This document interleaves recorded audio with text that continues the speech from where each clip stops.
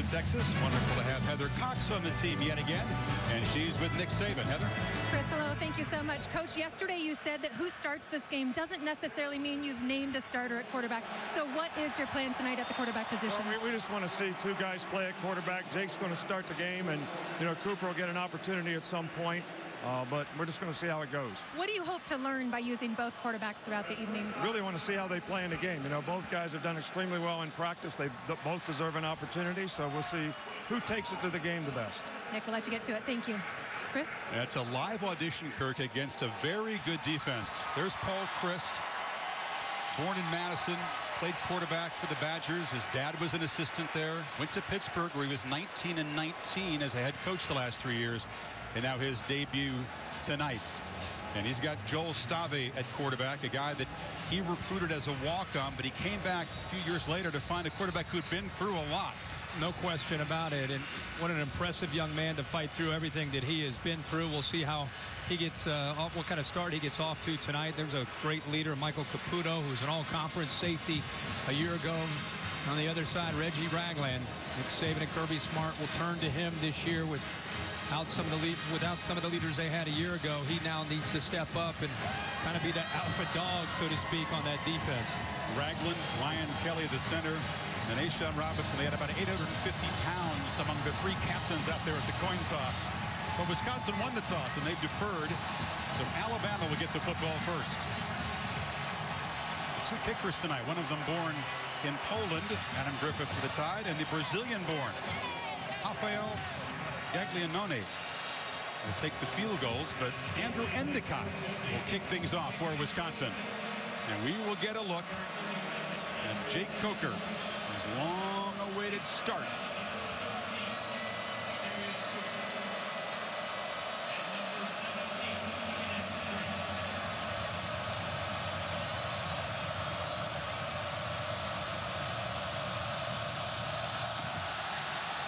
This is Kenyon Drake for the Tide at the 4.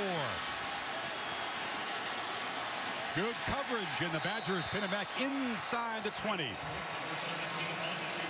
Coker was beaten out at Florida State by Jameis Winston. He was beaten out last year at Alabama by Blake Sims. He is the starter, but it doesn't seem like the job is that firmly his, if you listen to Saban. Yeah, Nick Saban has told us, along with Lane Kiffin throughout this month, that it's been a close battle. Both have done some good things. Both have left them a little bit questioning maybe if they're the answer. And because of that, let's see how they perform in front of 70 or 80,000 people and millions of people at home watching. This is the spotlight, the stage. You want to see how guys perform. No preseason in college football. You hope to sort this out against a lesser opponent, a less confusing defense.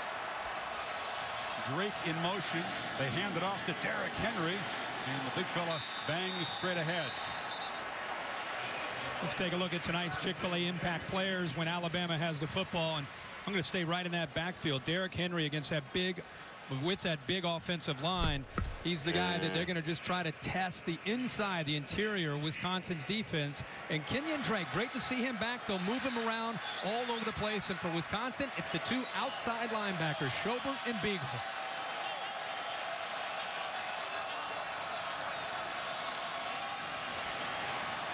Big Henry again. He and T.J. Yeldon had similar stats last year. And now Henry, who was the #1 running back recruit, high school player in 2012, heavily hyped when he got there. This is his year. 3rd and short. Tide are playing quick. Henry again. Very tough to stop him downhill. First down at the 32. Well, this Alabama offense, there's one thing that they are confident in, and that's running the football. Behind an offensive line, again, much like Wisconsin, they're breaking in some new starters themselves, and because of that, you're going to see Wisconsin to really cheat up into the line of scrimmage and see if they can help out against that big, powerful offensive line. Badgers have a man who's in the Alabama backfield and shaken up. The trainers checking him out. That is Michael Caputo, the senior captain, the strong safety, a guy they cannot afford to not have in there. No, he's the leader. I mentioned he was all conference a year ago. Good to see him jogging off. 28th start tonight. The guy who's got a good reputation of playing through pain. He looks like he's got some blood. Yeah, he's got some blood coming down. Even Even with the plastic, he's got the shield. Yeah.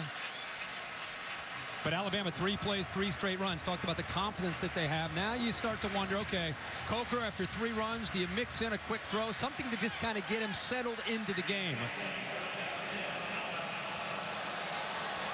In the pistol formation, something that Lane Kiffin told us he'll use a lot this year.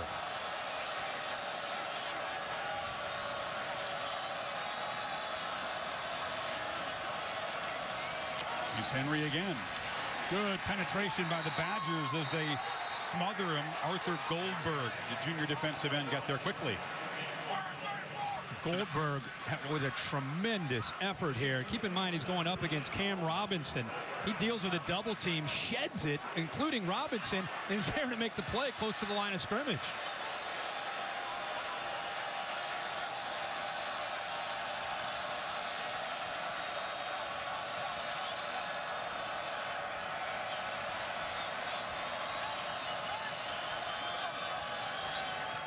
Badgers bring pressure. Coker's first pass attempt as a starter was a completion, but a very short gain as Robert Foster, the sophomore receiver, was hammered by Sojourn Shelton, the corner. Well, Coker with a little bit of confusion there, a little indecisive. He was literally looking over to Lane Kiffin, and a new thing with Alabama this year is they are actually flipping up cards to show the play, and he was looking over at those cards until the last second. You can see Lane, the frustration there because of the miscommunication.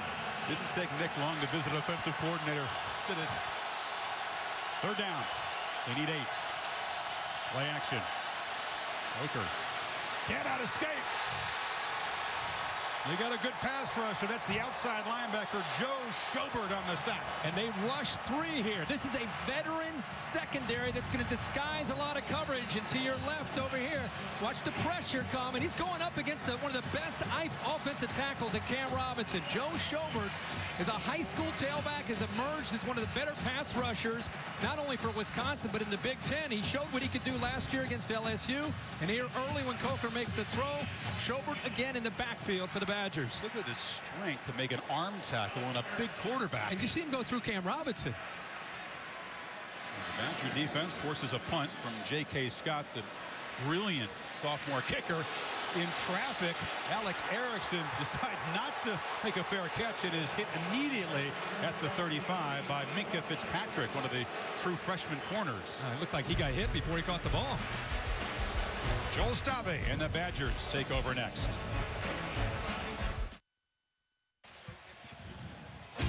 Our aerial coverage provided by Goodyear. Everything Goodyear has learned making tires that go the distance inspires what they roll into yours. Goodyear, more driven, the official aerial provider of Saturday Night Football. So we'll detail a key injury on the Wisconsin defense momentarily as the offense takes over for their first possession of the season.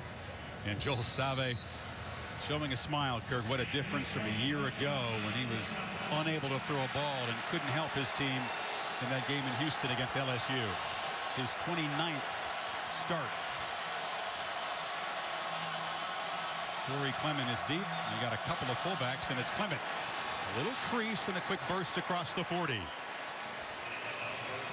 Let's take a look now with Wisconsin with the football and Chick-fil-A impact players for the Badgers. Of course, we know that they want to run the football with Clement. Physical back, can bring a lot to the table, take some of the pressure off the passing game. When they throw, Alex Erickson is a very physical receiver. Made some plays last year, and Jaron Reed is number 90, kind of the leader, the alpha of that defensive line, the talented defensive line for Alabama. Clement again. He and Melvin Gordon set the record for a running back duo last year, more than 3,500 yards. A lot of them were Melvin. But the offensive line, there are 3 new faces up there. Yeah, Volts in the middle and Merritt's the left tackle are the 2 that have played a lot of football. The other 3 are taking their first snaps tonight as far as meaningful snaps. A freshman, the left guard, Dieter. Again, all these guys talented, but you wonder how do you respond, not only in this environment with the crowd noise, but also going up against a very talented group of defenders. See what that O-line can do on 3rd down. Badgers spread the field. Dare Ogunbowale is the running back to the left of Stave. Plenty of time, and he flips it short. Morgan makes the catch and has a first down in Alabama territory. He's an excellent, versatile back who just got a scholarship in the spring. And it's a matchup that you like if you're Wisconsin, with a running back up against a linebacker or kind of a nickel back. Here you have Foster in coverage, and just a good job of getting separation. And you could see Gustavi, he's in rhythm there like any quarterback. Looks very poised. He's making his 29th start tonight for this Wisconsin offense.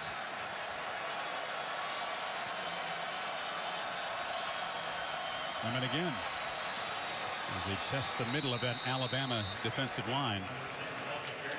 Gustavi has had close to 5,000 career passing yards. But again, even though he started games over 4 seasons, there have been some ups and downs. He's had to be very resilient. Yeah, last year he went through a very, very bizarre set of circumstances where even though he was a starter the year before, I guess the term, for better or worse, is kind of the yips. You know, you hear about it in baseball sometimes. You hear about it in golf, and he could not throw the football accurately. And Tanner McAvoy stepped in, and by the 5th game, he had settled down and was able to get back to playing quarterback. Wait a minute, heavy traffic with all those big Alabama bodies. You can't find a bigger, more athletic front in the country than the Tide. Well, I think because Alabama is so confident in their corners in the secondary matching up against Wisconsin, they basically want to see if Stavi and the receivers can beat them. And because of that, they're just going to pin their ears back and do everything they can to clog the middle and just eat off those blocks and free those linebackers up. Doesn't get any more clogged within the middle. No, there are 8 jerseys there. I don't care if you're Melvin Gordon, Monte Ball, Ron Dane, no one's running through that. So another 3rd down, they need 6.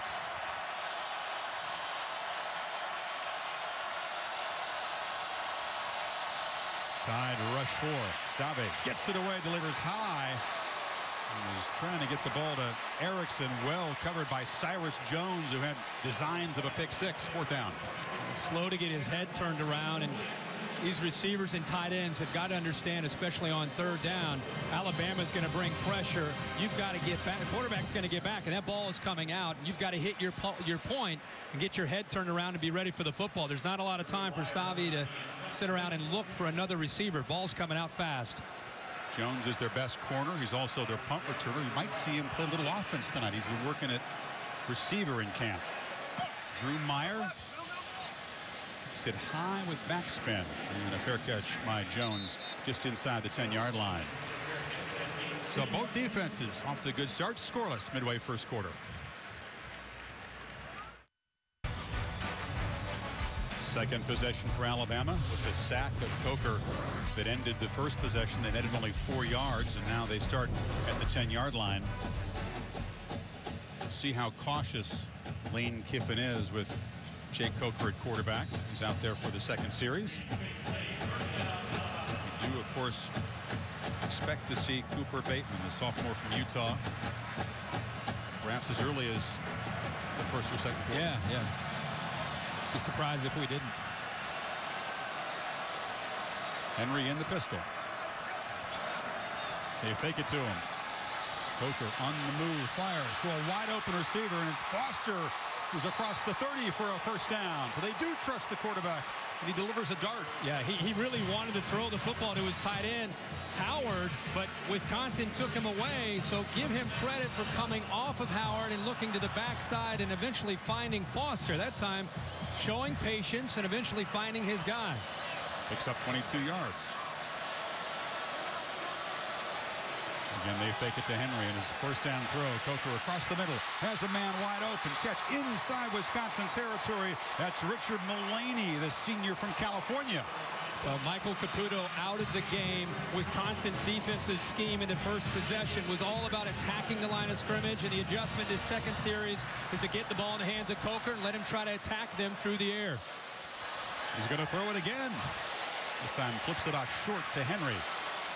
Same play. Can't make a man miss.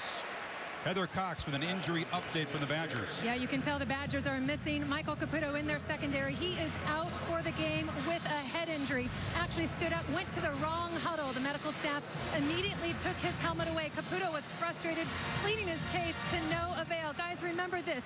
He was the one, when Chris came on campus, he asked every player, who's the most valuable? Who can't you go without? Every player put Caputo in at least one of those categories. He's sorely missed. This is Kenyon Drake with his first carry, and he's dropped for a loss as a flag comes in. Joe Schobert, who's having a big start to this game, was there in a hurry. Boy, Joe Schobert is a tremendous athlete at outside linebacker. Does everything for you. Kind of an offbeat guy, a little quiet. Yeah. Likes to read Harry Potter books. Holding, number 94, offense. 10-yard penalty. Replay, second down. We got Dakota Ball, the tight end. Let's go back to Caputo, because this was a little scary. You know, he got hit, he gets up, and he's patting Cam Robinson. Wisconsin is to the right. He's now in the backfield of the Alabama team. He's lined up in the backfield, and Cam Robinson's kind of pointing to him like, we got a situation here, and the officials recognize it and come in and then eventually take him over. So now Dakota Dixon steps in. Not only you lose the experience, but more importantly, as you just heard from Heather, the leadership and what he brings to the table, and it also affected the way Alabama is now attacking Wisconsin through the air. A decisive move on that sideline, though.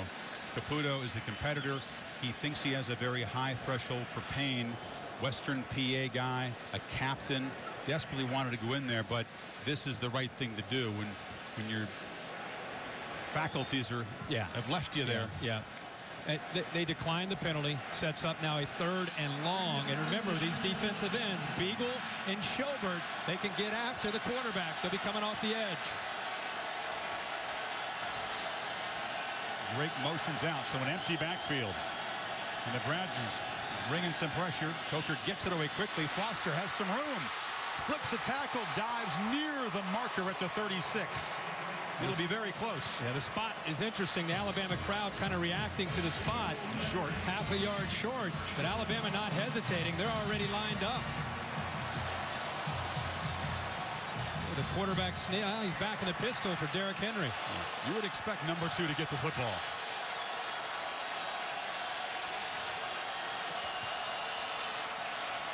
Doesn't mean you can stop him. Henry breaking free, heading to the end zone. Touchdown, Alabama.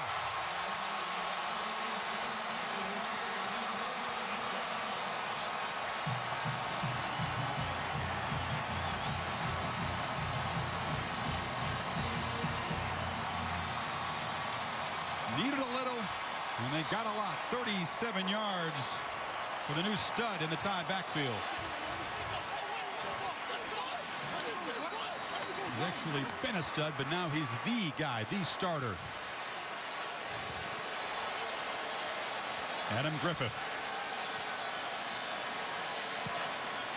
And the Tide march 90 yards for the first touchdown of the season.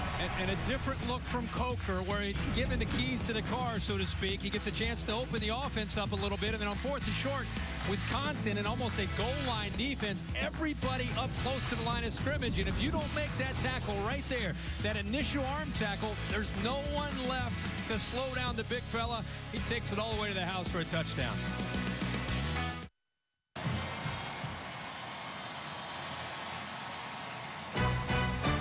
Let's play 2 this weekend. Monday night, off to Blacksburg. The Buckeyes will try to avenge the only loss of last season. It's on ESPN at 8 o'clock Eastern time.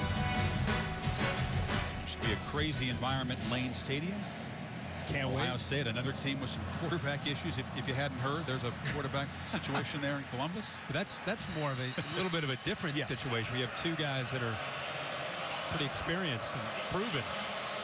You had 3 until Braxton Miller shifted H-back. It'll be fun. Griffith to kick it off. In the end zone, Latrell Jamerson has to work hard just to get back to the 17-yard line.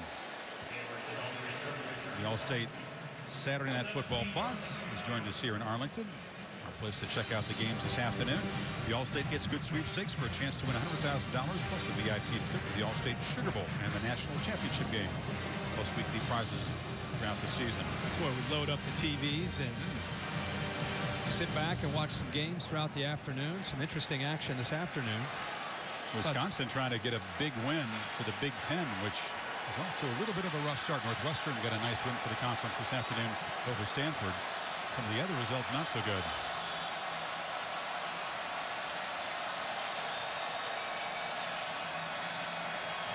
Play action. Stave delivers a strike across the middle. And it's one wheelwright at the 33-yard line. So a nice, accurate throw and a slant. And, you know, we saw Alabama give Coker a chance to throw the ball. He's 4 for 4 on that last series, open things up, and now giving Stave the same opportunity. Instead of waiting till 3rd down to try to execute, when the defense really is going to get exotic and put pressure on you, try on 1st and 10. When the trend is run the football, you mix in some early down play action. A good call by Paul Chryst. And now Clement tests the right side and bangs into heavy traffic again. An update to Bristol. Cassidy Hubbard. Thanks, Chris. Taco Bell studio update. Texas Notre Dame after Malik Zaire TD pass. Josh Adams runs it in from 14 yards out to put number 11 Notre Dame up 14-0 over the Longhorns. Chris, Herbie, back to you. Quick start for the Irish, who many believe are quietly going to have a big season. Yeah, I think they could be a 10-win team. It's a challenging schedule. They have some tough ones on there. Clement got 2 on 1st down. And then Stave in the pocket, flips it short. Clement makes the catch and is forced out at the 40. It'll be 3rd and 2. You know, with Clement, if you can't run the football effectively, you just still want to be able to get him touches and do what you can to be able to try to get him in space where he can make some people miss. Clement's a guy that had a big Outback Bowl game against Auburn, and he's been getting lots of advice, taking over for Gordon as the featured back. And so the best advice, just be yourself. Don't try to be Melvin Gordon. Don't try to do too much. And they convert on 3rd and 2. The line of scrimmage very crowded as Reggie Love comes in motion. And they're not going to get there. Clement is stacked up nothing as DJ Petway and company create a 4th down. Petway goes up against the right tackle, Hayden Beagle. Watch him on the right side. Watch him shed the block. He's going to be right here. He's going to take on this blocker, and he's able to get him off of him and make the play. Engages, throws him, makes the play, and that's what Alabama really prides itself on. You know, the thing that's bothered Alabama is the spread, tempo, athletic quarterback that can run and throw. You run into the teeth of an Alabama defense, you better be really good up front on the offensive line. Here's the punt, and Cyrus Jones. This time, no fair catch at the 15. And knocked down quickly. Excellent coverage by Wisconsin. But the Alabama offense up by a touchdown. Goes back to work late 1st quarter. It's a beautiful national championship trophy presented by Dr. Pepper. Earned by the Buckeyes on this very field a year ago. Semifinals will be right here and in Miami. New Year's Eve this year. The championship game January 11th in Glendale, Arizona. With that second drive for not just the Alabama offense where they put a touchdown on the board, but I think for Jacob Coker, who came into this game trying to prove himself to his teammates, to his coaches, that he's the guy. Talked about Cooper Bateman possibly getting an opportunity, but that last drive, he was 4 for 4. He's 5 for 5 on the night. I just felt that they were more aggressive with how Lane Kiffin called the drive, and it gave him a chance to just kind of turn it loose a little bit more. Kiffin compared Coker's skill set to Matt Castle, just a classic pocket quarterback with a real big arm. And give it to the big back. Henry's going to be very busy tonight and all season. And because of the injury to Caputo and because of Alabama scoring in their last drive, I really feel, even though it's early in this game, the way Wisconsin's struggling a bit offensively, this is a big drive. I think it's a big drive as far as the feel and the flow and the momentum of this game. Dave Aranda, who's the 3rd-year defensive coordinator, he was convinced to stay at Wisconsin when Gary Anderson went to Oregon State. He says he likes to dictate to the offense. Well, they're not dictating to Alabama right now. Drake slashes free, gets a 1st down. This is Kenyon Drake, the senior who broke his leg against Ole Miss a year ago, but is going to be counted on with his versatility this year. Well, especially with the loss of Amari Cooper and company. Drake went down with that horrific injury last year in the Ole Miss game, and this is just an awful thing. Boy, you just wondered if he'd get back. And not only is he back, and coaches say that he might be even stronger and faster than he was prior to the injury, and he's got a big role in this offense, not just as a tailback, but almost like a Reggie Bush in a Lane Kiffin offense, moving him around out to receiver and being able to really provide a lot of opportunities for him. Henry Well strung out. This is a good defensive play as Leon Jacobs, one of the inside linebackers that Kiffin said is going to be a key tonight as these big backs try to challenge the middle of that Wisconsin defense. Look at the weight on Henry and the speed of Drake. It's kind of like a thunder and lightning situation. 6'3", 242 pounds. We saw him already take one to the end zone. But then you have Drake, who's a 4-4 guy, and a guy that you want to be able to try to get out on the edge. So they bring something different for defenses to be concerned about. Coker fakes it to him. Pressured. Escapes for now, but now will be brought down. A huge loss, and a flag comes in. Vince Beagle and Joe Schobert, both outside linebackers, got there, but a flag thrown right near where the tackle was made. I don't know if they're going to look at the Badger defender that came in a little bit late. Looks like Connor Sheehy, maybe. I don't know if he made much contact. I don't know if it was the intent. See, he doesn't have that ability, obviously, that Blake Sims has to keep the play alive. Did you see the player, Sheehy, how he came in? I don't know if they're going to call that. After the play was over, personal foul, number 94, defense, 15-yard penalty. Well, I don't know. First down. I don't know. That wasn't much.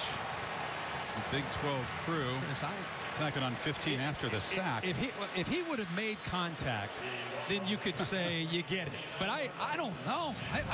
Was it by the? I mean, he brought his right hand down, but the helmet doesn't make it. It hit him in the face. Oh my gosh, Chris! My gosh. Ooh. Well, they're actually going to go super slow-mo. It looks bad. It was a silly thing to do. Yeah. And a huge call, by the way. That would have been 3rd and long. And try the middle with Drake. But I think a microcosm there of the issue and the challenge that Lane Kiffin and Nick Saban are looking at. Because let's face it, Blake Sims last year, there was only one school that converted in the top 5 in the country on 3rd and 4th down. It was Alabama. It wasn't just Lane Kiffin's play calling. It was Blake Sims' creativity, keeping plays alive, scrambling for a first, keeping a play alive, and finding an open receiver. With Jacob Coker, you don't get those opportunities. You don't think Jake's going to rush for 479 yards gain? No. 7 touchdowns? Coker, a second down throw. Flashes the big arm. Down the middle. Kelvin Ridley, the talented true freshman receiver. Well defended by Shelton. Great closing speed here by Shelton. And there's Caputo getting fired up even from the sideline. He was beaten at the line of scrimmage. He gets by him, and he's got an opportunity. The freshman Ridley, the ball is thrown, but look at the closing speed by the junior from Fort Lauderdale. Shelton gets there and gets his hand on the ball, does not interfere with him in any way, and makes a great play. He had a little bit of a sophomore slump last year, a little bit more technical, playing more zone.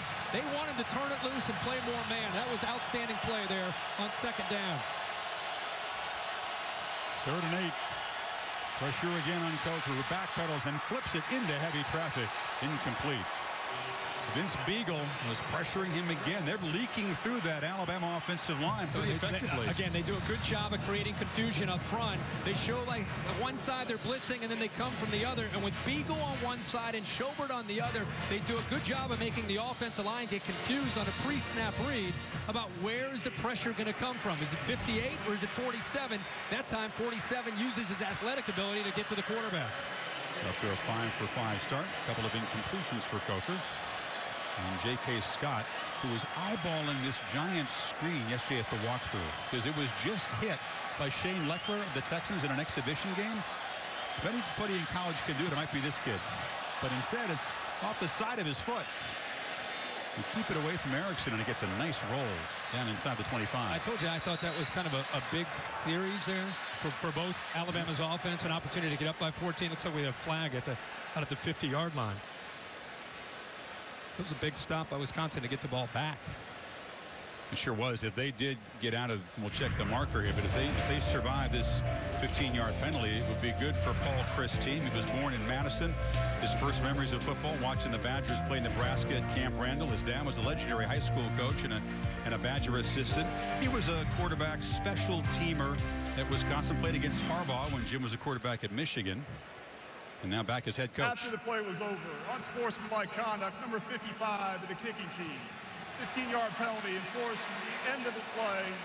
That was number 55's worst unsportsmanlike foul. It's Cole Mazza, the long snapper, flagged.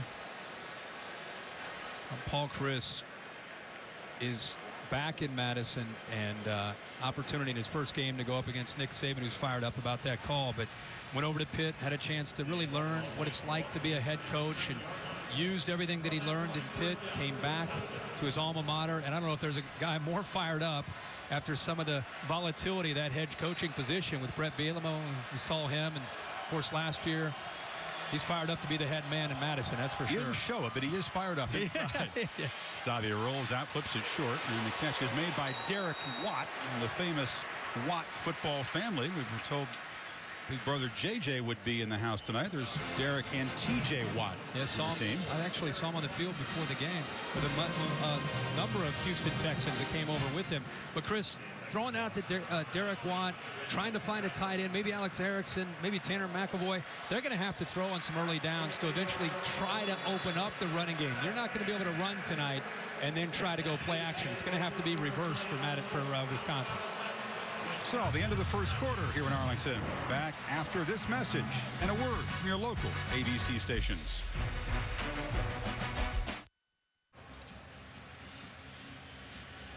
Crimson Tide, a 90-yard touchdown drive. That's the only score so far. This Dr. Pepper Championship Drive game of the week. We're going to begin the second quarter with the Badgers at their own 40-yard line. Stavia's 4 of 5, Kirk, but only for 32 yards. Nothing downfield yet. We were just talking at the break how, other than Wheelwright made a catch, none of the receivers yet have made a reception. And again, we said going into the break there that they're going to have to make some plays in that passing game to open up some running lanes. Alabama's attacking the line of scrimmage. Stabia again flips it short. Catch by Clement, who moves into Alabama territory at the 45. He's worked hard on his hands and his receiving skills to be used in this Chryst offense like this. And again, that's what you're talking about. And Paul Chryst knows that. You need to be able to try to flood a zone and leak out a back, whether it's Watt as a fullback or Clement, who's shown an ability to make a play. The tight ends. I think it's going to be tough sledding with the receivers against the corners from Alabama. But you can make some headway on the inside, and then you can get back to trying to run the football because it makes that Alabama defense think about some other things. Two fullbacks in front, and they hand it off inside. Again, trying to challenge the strength of the Alabama defense, and that's Taiwan Deal. Welcome to college football. Redshirt freshman at a DeMatha High School, and it's a tough assignment to try to gain yards in the middle there. Yeah, Dan Volz has a big job tonight. The center who has played a ton of football. He's got a lot of inexperience around him, most notably on both sides of it. You know, the only other player up front to play a lot of football is 61, the left tackle, Merritt's. Everybody else is new, so that Volz is not only trying to deal with a lot of size from Alabama, see his communication, he's trying to help those guards out and make sure everybody's on the same page. Volz has to have a good game, the Badger coaching staff feels, and he's facing a lot of fresh bodies.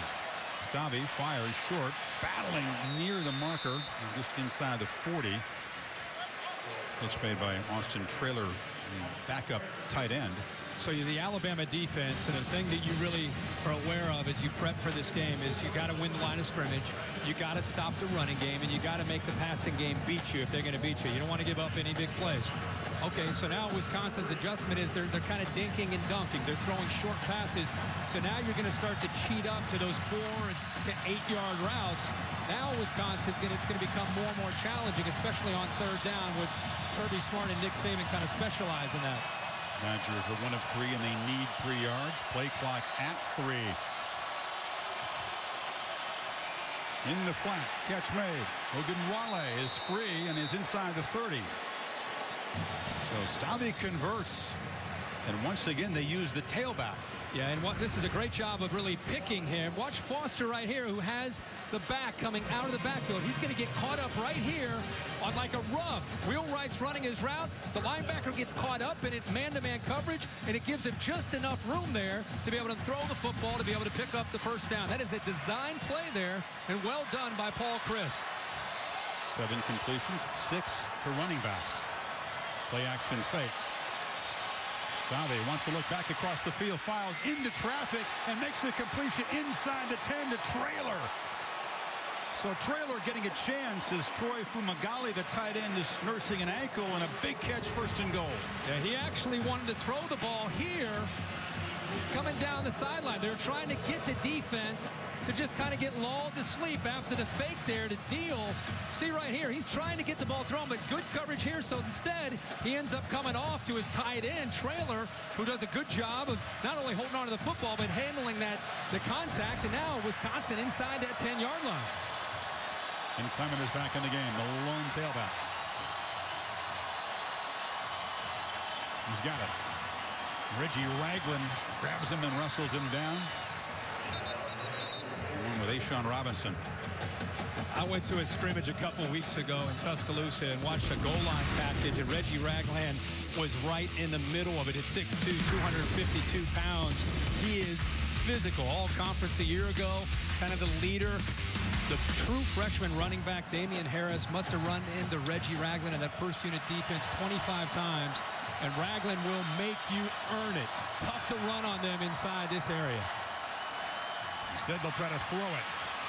Stave flush and just throws it away. Third down. This is an area where Wisconsin struggled a year ago, and this is an area that this man right here, Paul Chryst, specializes in. This is something he really prides himself in. And boy, when he had Russell Wilson, they'd get inside the red zone. It was almost just lock and load. They're putting points on the board, most often a touchdown. This is something that they know. They don't want to just score. They don't want to just get points. Paul Chryst wants touchdowns because you wonder how many times you're going to get down in this area against Alabama. Man-to-man on the outside. Stave, look left, right, fires middle. Touchdown, late signal. But Alex Erickson, the top receiver from a year ago, went down low to get it. And we have not called his name the entire game. This time, a great effort and a catch by Erickson. He's on the ground, Chris. He's down. That's all hands. I mean, that's a play in the backyard. Go to the goal line, fall down, underthrow it. Does he maintain total control as the ball hits the ground? So, yeah, and if you have possession of the ball can touch the ground as long as you have possession of it. The ruling is the ground helping you to gain possession? Well, Allen Eck might delay to see if they buzz down from the replay booth, but it's a touchdown. The ground did not look like it was aiding him in making that reception. So Rafael Gaglianone, Brazilian-born kicker who sent to Chattanooga, Tennessee to play high school football and soccer, knocks it through. Answering drive from the Badgers. We tie it at 7.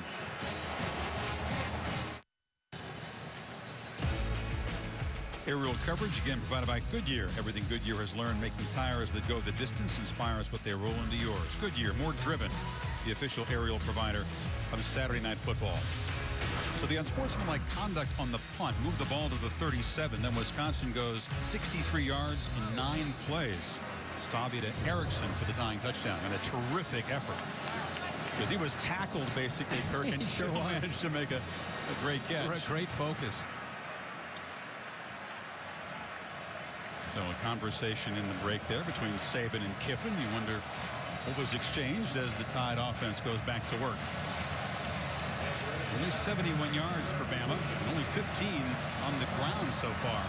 You factor in the sacks.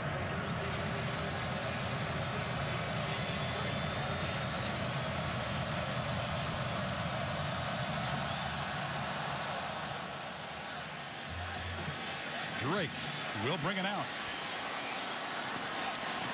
And he's knocked down just across the 10. Excellent coverage so far by the Badgers special teams. Fumagalli, the tight end. I talked about Alabama being in man on third down. They're actually in zone. They show man, they go to zone. Fumagalli clears it, and then here's Erickson coming underneath. So the linebackers have to sink. With Fumagalli getting vertical, they sink just enough, but he gets tied up with the freshman Fitzpatrick and goes down. But what I love is Stave on third down experience throws it low where his receiver has a chance to go down and make a play. He's 6 of 7 on that drive, converted 2 big third downs, and also found 5 different receivers. They kind of spread things out between the backs, tight ends, and also the receiver there, Erickson, on that last throw.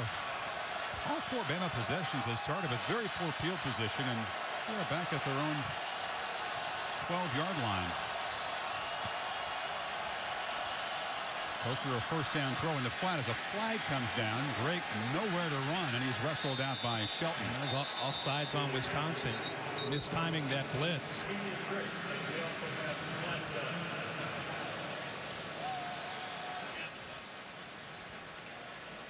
Offside, number 53. 5-yard penalty. Replay, first down. T.J. Edwards, the linebacker, a little eager.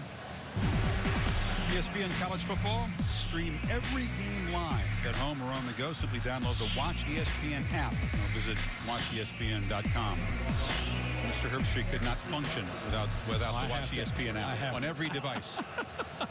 It's great. It is. You kidding me? If you like college football, you better get that out. The motion, the tight end Howard in to help block, but there's nowhere for Henry to run. Just on pure muscle, he gets back to the line of scrimmage with a good job there by Chikwe Obasai. That time they timed up their blitz a lot better. Again, this is an active defense. They're breaking in some new linebackers. Defensive line wants to chew up those offensive linemen, demand double teams, and try to free up the backers. Not just Schobert and Beagle on the outside, but Chris, you talked earlier in the telecast, Leon Jacobs, who we just saw a little earlier, number 32. T.J. Edwards, who is offsides, 53, and also Chris Orr, true freshman. They're very, very young in the interior. So far, holding up pretty well. Henry breaks free, muscles for a first down to the 25. Well, one thing that's different, we see it all over the country, but you don't see it in Alabama. Lane Kiffin now has gone to the Cards. Alabama, of all places, would you ever think that you would see them with Cards trying to get their plays in with tempo? What do we got here? The Seattle Supersonics, the old school logo. Oh, wow, the Tasmanian Devil play. Which one are we going to call? I'm excited to see what this one might be.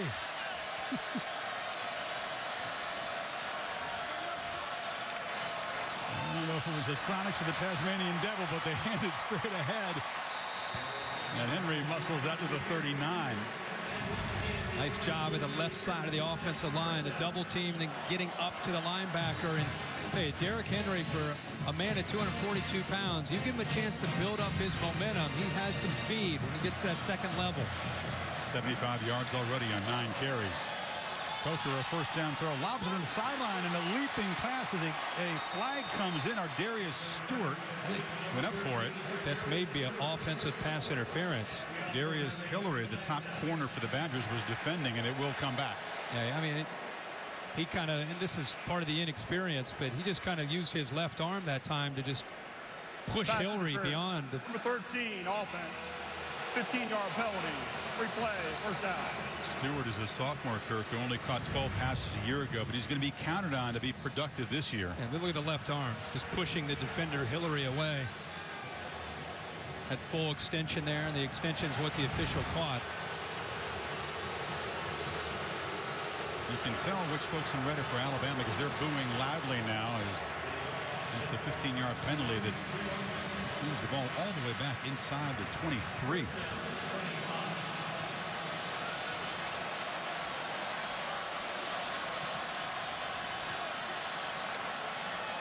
Drake, nothing there. Knocked down quickly after a short gain by Goldberg, who's been active, and Edwards, the linebacker, helped. Goldberg probably the most athletic up front. The time he buckled Cam Robinson, the left tackle, got in and got involved in the play. And now you're going to start to see Dave Aranda, the defensive coordinator, substituting different bodies and trying to get a little bit unique and different with his look. Second long, third long, you're going to try to get pressure and try to give him a different look to try to confuse that offensive line and quarterback. 2nd and 22.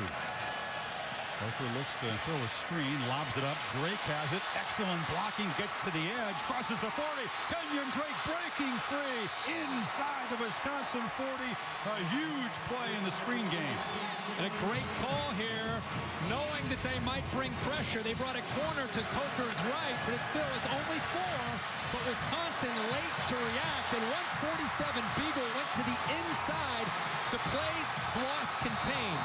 It freed up Drake to get to the outside and to be able to pick up the first down. There's confusion right now for Wisconsin. Wisconsin's got about 15 guys out there as Alabama snaps Coker complete across the middle.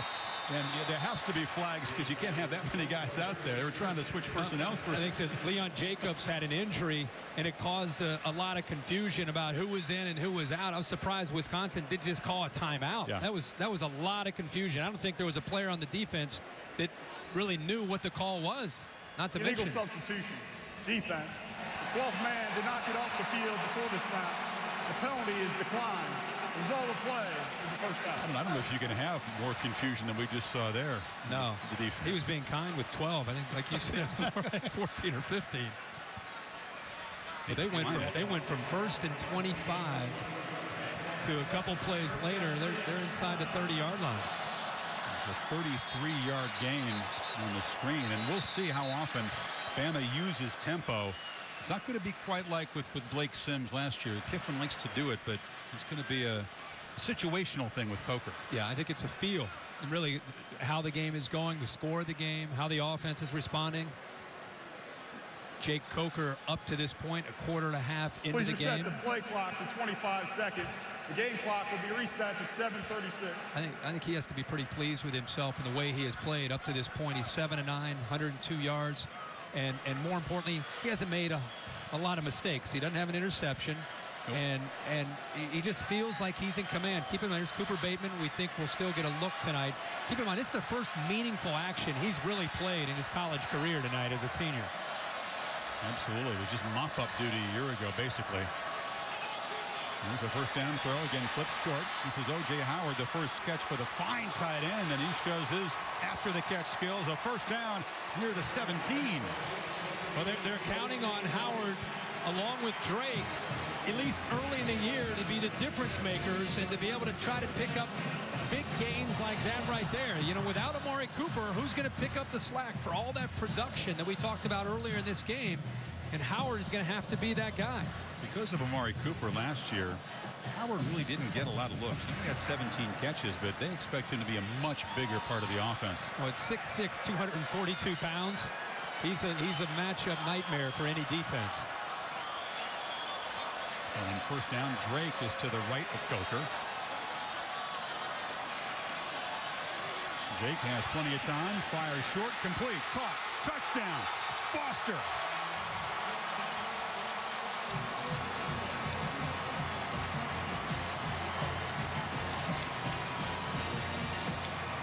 So a drive that began with a 15-yard penalty ends 88 yards later with a go-ahead touchdown. Great drive by Coker and the Alabama offense, and a really well-designed play right there by Lane Kiffin. We'll get another look at it, but it was remarkable the way that play opened up, and Coker does a nice job of, again, showing that patience, letting the play develop. Took some time for Foster to come from the left all the way to the right. But the defense lost him in coverage. He's going to come from the left all the way over to the right. You can see the safeties are occupied with the tight ends. They just lost Foster, and it freed him up. And there's Coker's eyes downfield making the read. And his first career touchdown. Bama back on top by 7.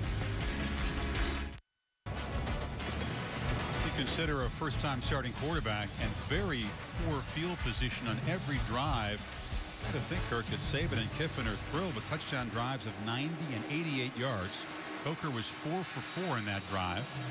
He doesn't always look great in practice and scrimmage. That's why he hadn't won the job long ago. But maybe he's one of those guys as a starter with the lights on. It's just starting to click a little bit. And as the game has gone on, he just seems more and more comfortable. This is Jamerson at the goal line. Hit quickly and hammered down short of the 20. Badgers back to work, 6:34 before halftime.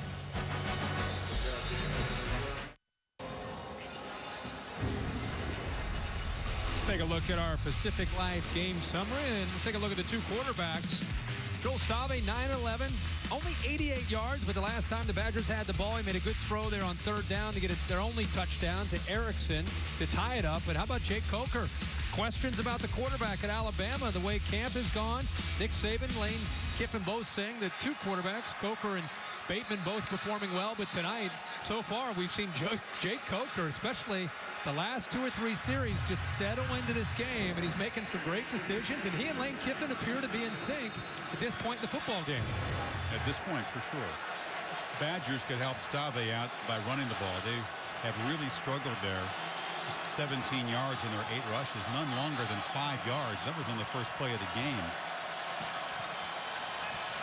Stave flips it short. That's Derek Watt. His second catch out across the 20. And that's really become their passing game. And you might look at that and say, boy, it's not very pretty or sexy. It's not going to get the ball downfield. But you know what?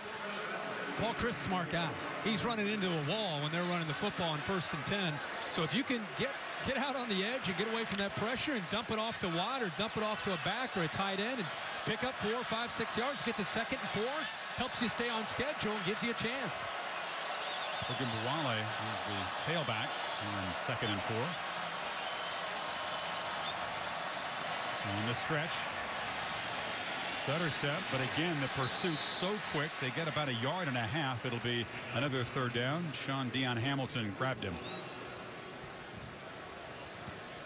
Well, Sunday Night Baseball. Pirates and the Cardinals, 8 o'clock Eastern time. Baseball tonight gets things going at 7, followed by Pirates Cards tomorrow night. So what is Chryst going to dial up here in 3rd and 3? It's going to be roll-out action. It's going to be tough to run the football. You're going to have to try some kind of play action and leak one of the backs, the 2 up backs into the flat. Got the freshman deal. They hand it to him. Wow, they got surprise, and the freshman muscles near the marker. I think they got it with the spot. More their power back when they do get into short yardage situations. He brings a little bit more to the table because of his size. And can he be the 2-punch? Because Clement was the 2-punch with Melvin being the 1-punch. Yeah, I think that's what they're hoping that eventually he becomes. 6'1", 220 pounds. You would think that he is exactly what they need to complement Clement as the year goes on.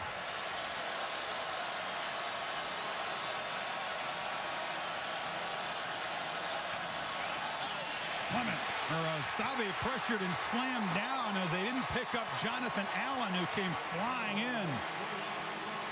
Walker Williams, the right guard, confused. Right here, he steps inside, and the pressure shoots right through that gap. Little miscommunication. This is what happens when you start 3 new offensive linemen, and that's why every single down, Volt's in the middle trying to make sure all 5 guys are on the same page. That time, they committed to the left. There's probably a lucky call. They're coming to the left, and then Alabama shot right through the gap between the right guard and the right tackle.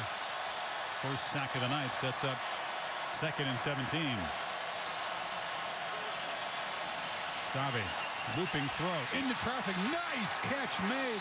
Erickson, who caught the touchdown earlier, collects a very different kind of throw here. And I think they confused Stave. I think he was expecting man-to-man, and he might have gotten away with when he went right over the top of Humphrey. I think he thought he was going to be up, and he went over top of him. Peavy was down on the shorter route, number 11.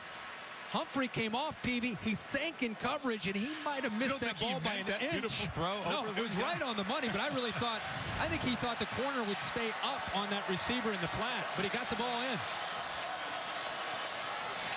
Ogunbowale, as a flag comes flying out of the defensive secondary. Tackle made at the 46. We'll sort things out and go down to the Bear.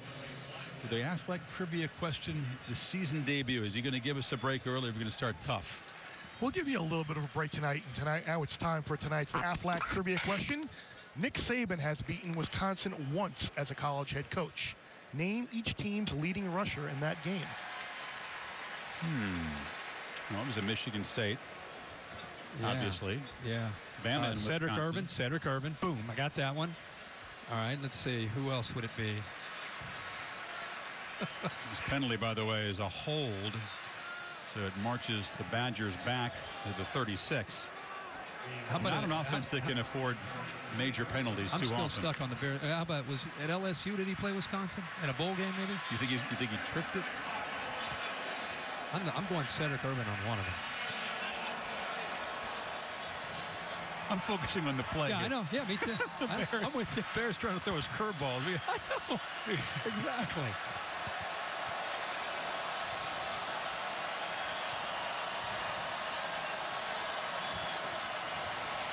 Ogunbowale again. They're testing the strength of this defense with very little success in the middle. All right, Barrett, give it to us. I know you threw a curveball in the dirt. Now it's time to answer tonight's Aflac trivia question. Kirk, you did get Cedric Irvin, 1996 Michigan State. The other one, Ron Dayne. Well, that was kind of easy.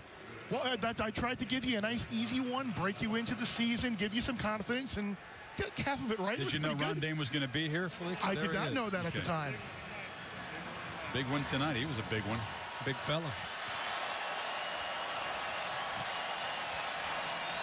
Feature back.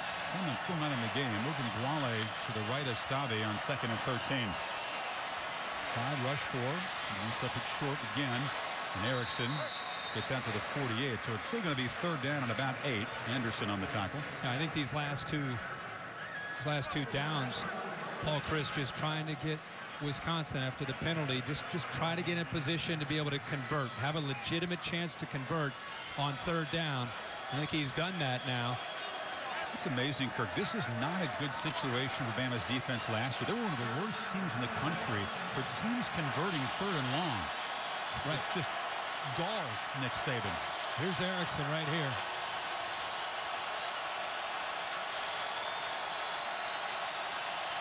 They clock at 3. You look right that direction. Erickson does make the catch, does not make the 1st down because Eddie Jackson, the safety, was all over him at the 49. 4th and 3.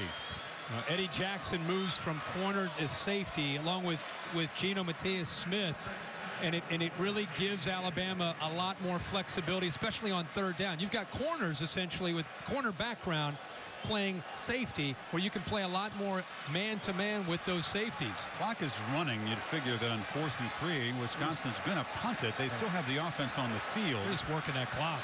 But Saban choosing not to take a timeout. And Chryst is going to let this thing run down. Let's see if they try to take the delay of game.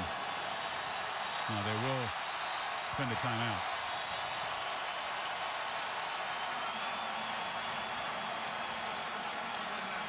We'll see if they keep the offense on or send the punt team out. Quick timeout in Arlington.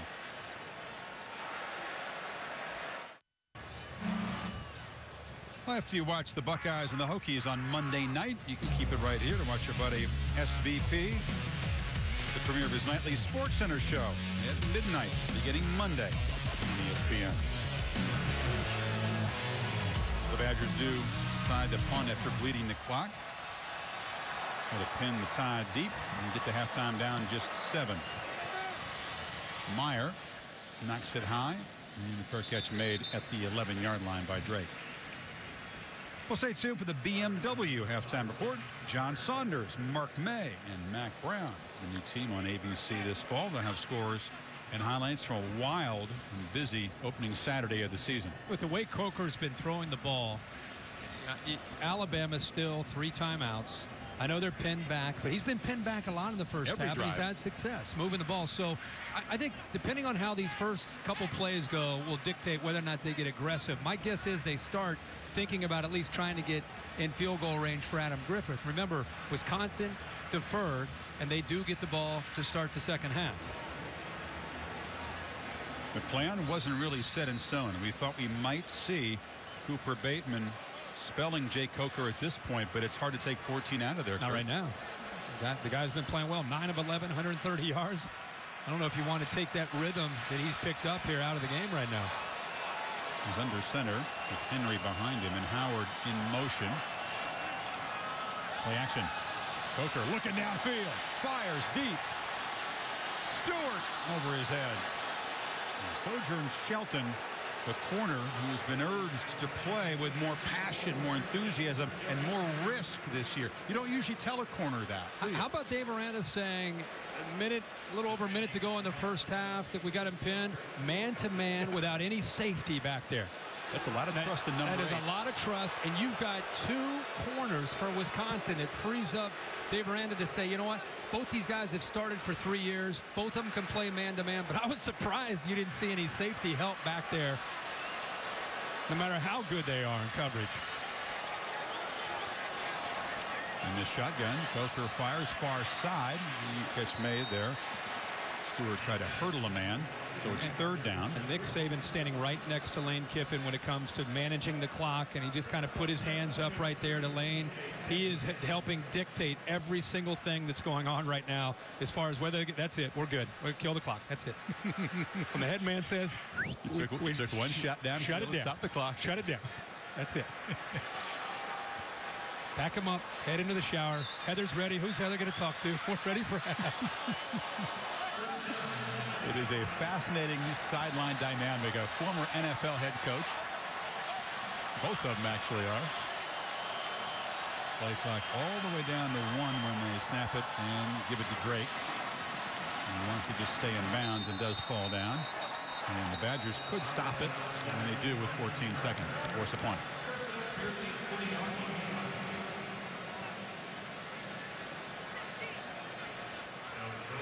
There was a polite interaction between those two. It gets a little testy sometimes. The competitive spirit, right? They both have it. But guess who wins that one? Every time. This is a first 3 and out for either team. You know, last time we were here, Kirk, Ohio State, Oregon playing at a frenetic tempo. So far tonight, Badgers have run 28 plays. Bama's run 30. NFL style. Right. Slow ball. Not a good kick. Oh, you know, he's as good as he was last year. He's not had a great camp. I mean, when I'm saying not a great camp, I don't mean 1 or 2 days. He's had I don't know if he's got something going on in his mind. He couldn't have punted any better a year ago. A bad August, and it continues now in the opener. Yeah. You could see his He could have won the guy as a freshman. It was that 48 yards of punt last year. This has been going on throughout camp. He knew right away. And we talked about the yips a little bit with Stavi and how he had to overcome that. You wonder when it comes to kicking and punting sometimes how they have to deal with that. Well, Badgers got 9 seconds to work with. They don't have too far to go to get in Gallinoni's field goal range. They've got the 1 timeout. Stavi takes a shot downfield, leaping catch by Erickson at the 15. They'll spend their last timeout with 3 seconds to go and perhaps steal 3 points before halftime after the shank. Well, this is a great ball, and look to the right how 86 gets right in behind coverage. He snuck right in there behind him, behind the coverage. And a perfectly thrown ball where his most trusted receiver, Erickson, can go up and make the play. Maurice Smith dropped back, but he just didn't quite get deep enough. Stave showing the arm strength, Chris, but also does a good job showing the touch to get, you got to throw that ball with a little bit of velocity, but also some touch. And he made that nice throw. Erickson's had 5 catches in the first half, and if you think about Joel Stave a year ago when they were playing LSU down in Houston and he was going through those yips and couldn't throw a ball from me to you, some very nice throws so far. Yeah, I think that's really behind him, and I really believe that Paul Chryst coming in has helped him just put all that behind him and move forward.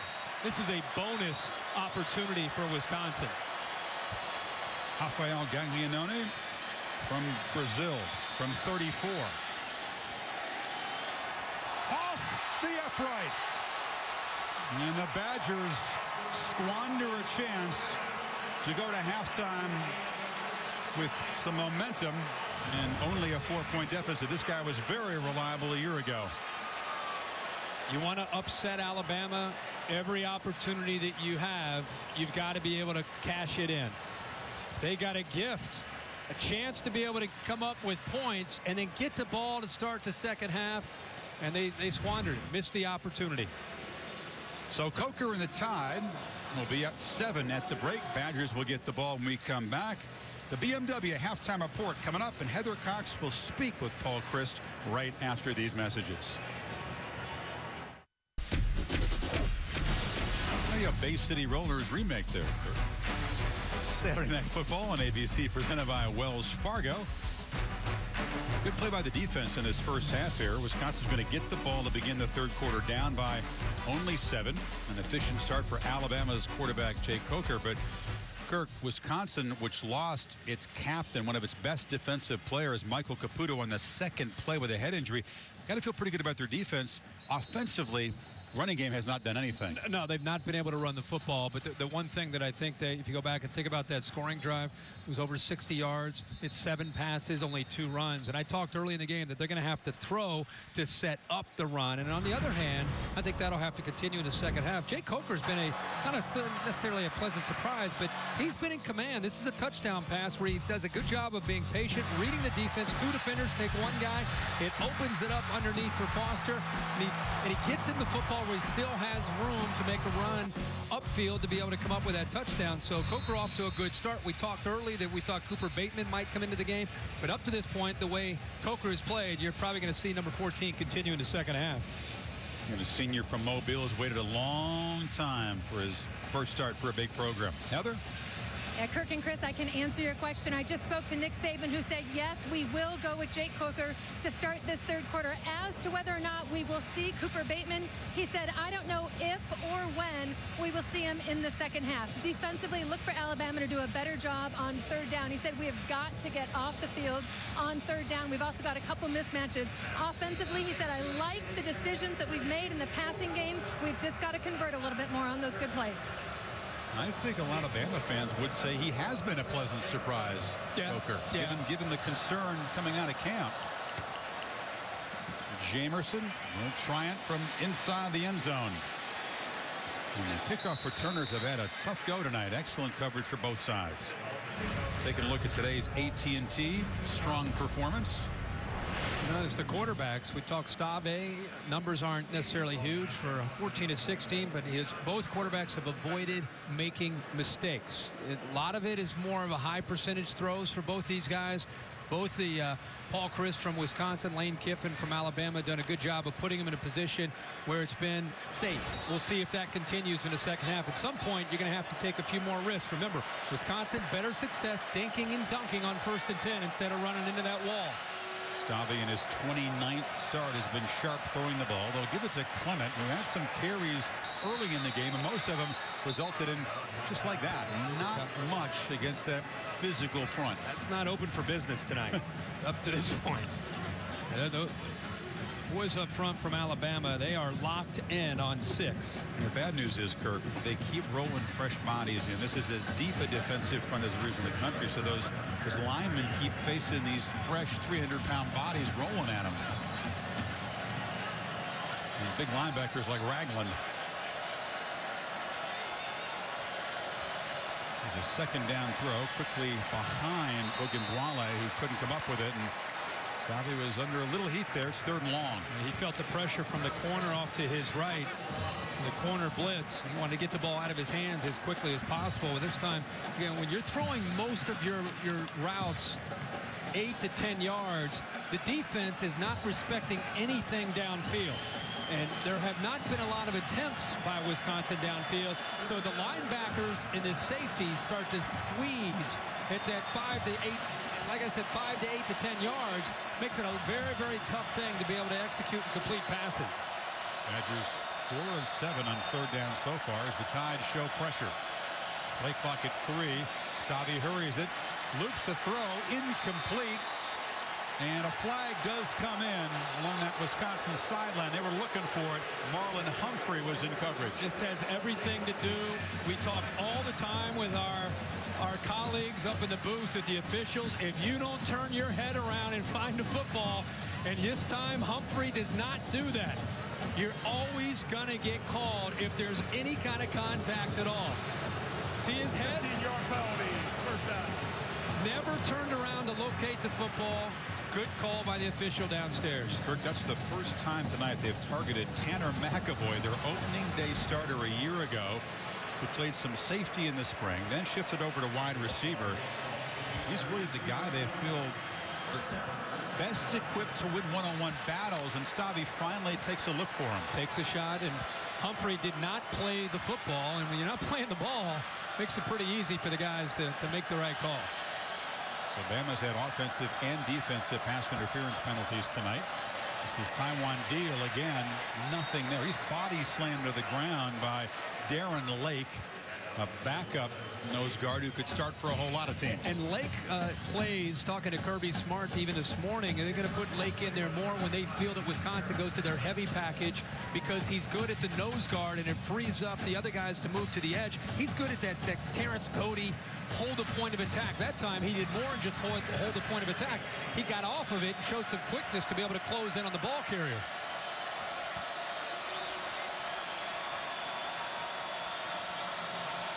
Stave on 2nd and 8. Feels the pressure again and goes down. The Tide converging there. Jaron Reed and Jonathan Allen, 2 defensive ends.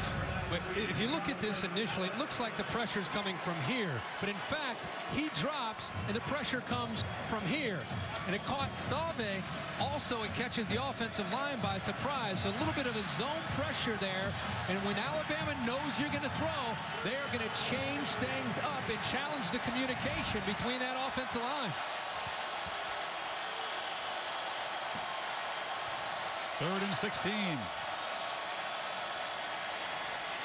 Screen. Ogunbowale hit for a loss as Reuben Foster was all over him. And the Badger offense goes backwards after the penalty. Reuben Foster is out there because of his athletic ability and the way he can play in space. It's an area that Alabama is really focused on getting better with the linebackers, being able to make reads like this and then get right through the blocks and be able to close in on the receiver. Great job of recognition and then the speed to accelerate in the open field by the Bama linebacker Foster.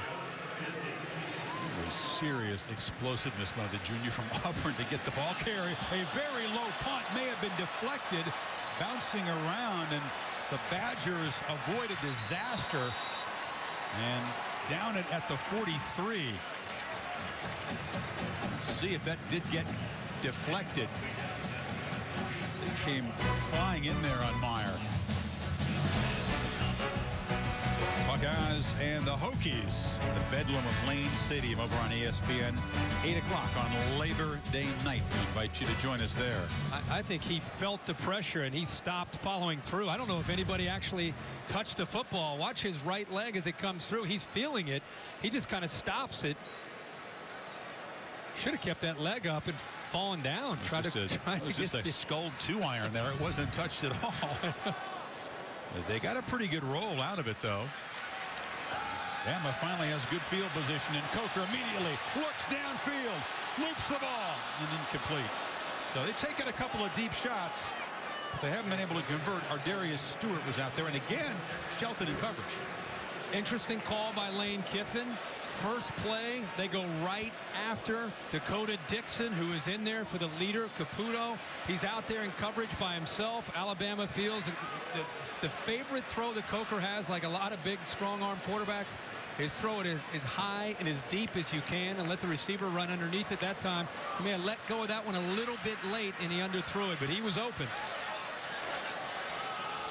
Henry. A burst up the middle. Derrick Henry. His 2nd touchdown tonight.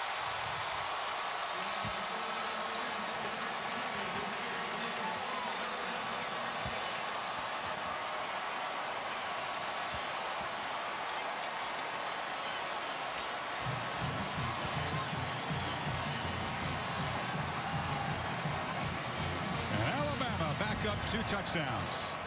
By the action, watch the linebackers right here hesitate with the action, and then he's just going to follow the right guard around to be able to pick up a big block. The safeties, the linebackers hesitate just a little bit, and it's a missed tackle by the undersized safety, Musso, and off to the races goes the big fella. Henry averaging more than 13 yards on his 10 carries tonight, and a couple of touchdowns, and the Badgers are in a 2-touchdown hole early 3rd.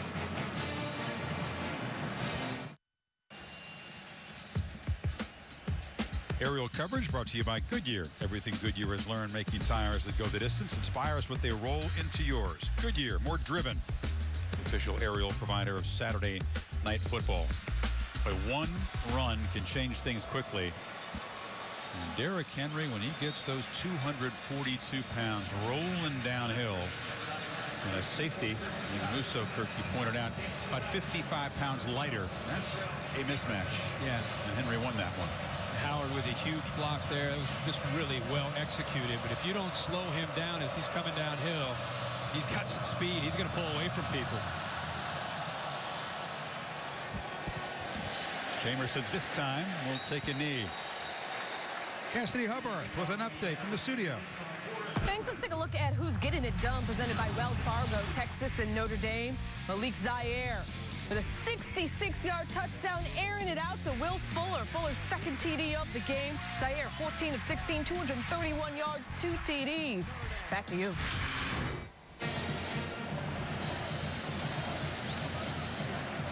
Irish are getting it done fast and furious, scoring against the Longhorns. Team that is struggling on offense tonight.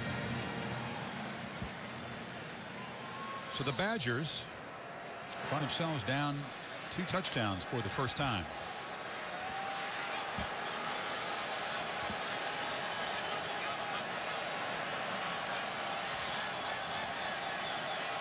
Corey Clement has yet to break free. They fake it to him and now throw it short, and the catch is made by Derek Watt. He's been held in check very well tonight. Eddie Jackson on the tackle. Again, I'm just a big fan of that 1st and 10 play action pass, dumping it out to Watt. I think it breaks that tendency to run the football. You're not having a lot of success on 1st and 10, and it's just so important, especially on this drive, to give them a chance. Gets them to 2nd and 6.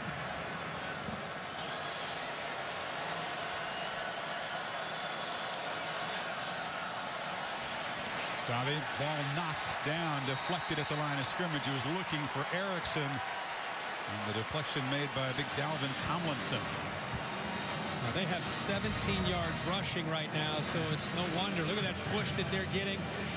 When you can't get there, that's what Kirby Smart and Nick Saban want to see. How do you impact a quarterback? Knocking the ball down, getting him off his point. Anything you can do to try to just have an impact on that passing game. And that time, the big fella gets in there, Tomlinson, and knocks that ball down, set up this big 3rd down. Yeah, they need 6, or else Bama's going to get the football back. Low snap. Stave scrambling off the hands of Erickson, but that was messed up from the start. And here comes a Badger punt. There's that blitz package from Alabama. They show pressure from one side. Sometimes they come, sometimes they drop. That time they dropped. And I think, again, they're affecting the offensive line. See, the blitz looks like it's coming from the right. It ends up, actually, the twist comes from the left. The play never had a chance, but with Volts to center, he's thinking about trying to get the call right. By the time he snaps the ball, that's a bad snap. And the movement, when they get you to 3rd down, has a bigger impact on not just the play itself. Here's the punt. Taken. And Cyrus Jones, a nice return, and the Tide is going to start in Wisconsin territory. Leading by 14.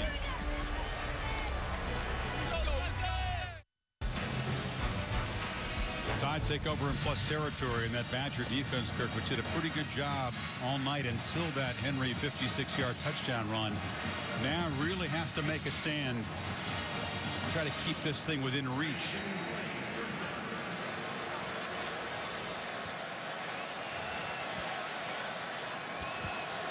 It's Drake coming in motion.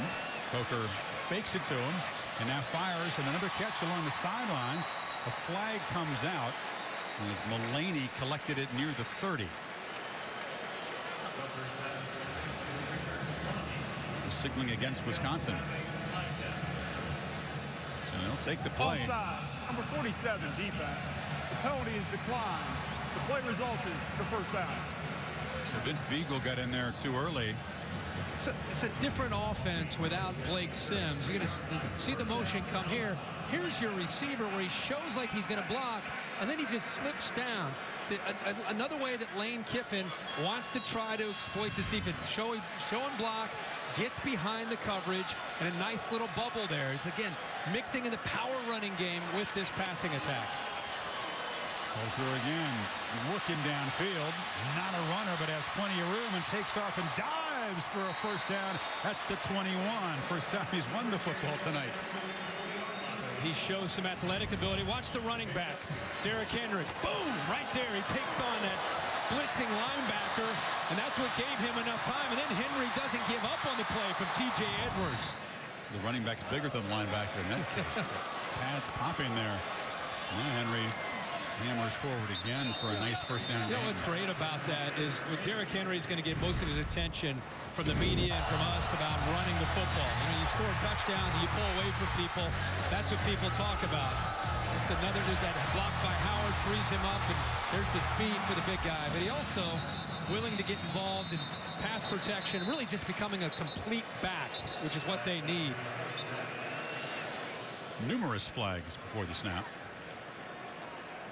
False start. Number 94, offense. 5-yard penalty. Second down. Put a ball at the tight end. Now, if you can't block the blitz, you're not going to be trusted to be an every down back. No, but Henry's complete. A lot of times, guys, in today's day and age, they're so successful as runners that they don't always pay attention to that aspect of the game. Pass pro are willing to be unselfish, and Henry is that kind of guy. He wants to be involved in everything. I don't think he minds contact, however it happens. No, it's not so much contact, it's the mindset of knowing who's blitzing. That time, Alabama moved the left tackle, Cam Robinson. So back-to-back false starts, pushing the Tide back after they'd gotten out of the 21. Henry with 131 yards, again on 11 carries.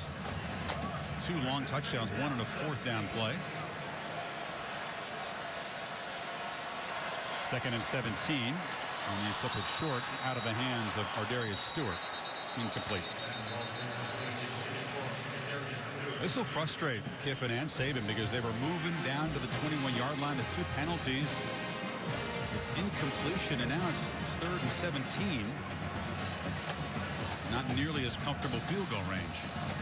No, and really the execution, you get spoiled with an Amari Cooper on those kind of plays. How many times last year did you see Amari Cooper catch that kind of ball, and the ball was just always put right there?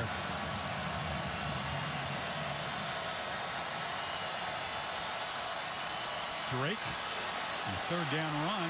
A flag comes in again in the holding zone as Shelton brings down the ball carrier. Tide are killing themselves here. It's a holding call, a 3rd penalty in the last few plays. Holding. Number 71, offense. 10-yard penalty. It's 3rd down. Ross Piersbaker, one of the new starters on that offensive line, a freshman from Iowa. Actually, Piersbaker and Taylor, Jackson, 3 guys up front, holding their own. It's been a pretty physical battle. When these 2 teams play anybody, it's usually a pretty physical battle in the trenches, especially when they go head-to-head against each other. Oh, 3 penalties now. They were down to 21. Now they're back to the 38. They need 27 yards on this 3rd down. Henry and Drake both in the game. And now they motion Drake. Coker flips it short to Henry. He has some blocking. And he'll be knocked down way short of the marker. It's almost like who wants to hit him? When he's running full speed, it's like who dares to step in front of him? It's like the big guy. I always say those big backs are like the big guy in 8th grade out on recess. He's running free, and somebody's got to jump on his back. They did get back into field goal range there. They did. Adam Griffith, subject of a terrific story on College Game Day by Jim Wojciechowski this morning. We urge you to seek it out on Twitter. He is a true survivor. Born in Poland, lived in an orphanage, and then adopted by Michelle and Tom Griffith in Alabama. From 44. Now Adam hooked that one and was very reliable for most of last season, so disappointment there, but perspective, no doubt, given Griffith has been through. So the Tide still up by 14 midway third. Over on ESPN. Chris, back to you. This has been a great start for the Pac-12 conference, which entered the season with lots of hype. People saying that maybe it had overtaken the SEC as the deepest conference. Badgers from the 26. Fake it, and Savi's pass again batted down as those big Tide defensive linemen. It's Tomlinson in the mix again. They've got it a couple of passes. Get some hand-eye coordination going on down there. Second time he has timed that up perfectly. 6'3", 295 pounds. Part of that rotation up front of keeping those bodies fresh. Savi's a 6'5" quarterback. He's not a short guy. See, a lot of traffic in the middle. A lot of traffic.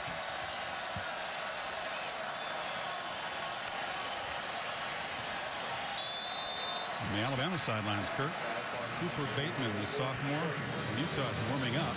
We thought we'd see him. He brings a different skill set, a little more mobile. He's actually the holder.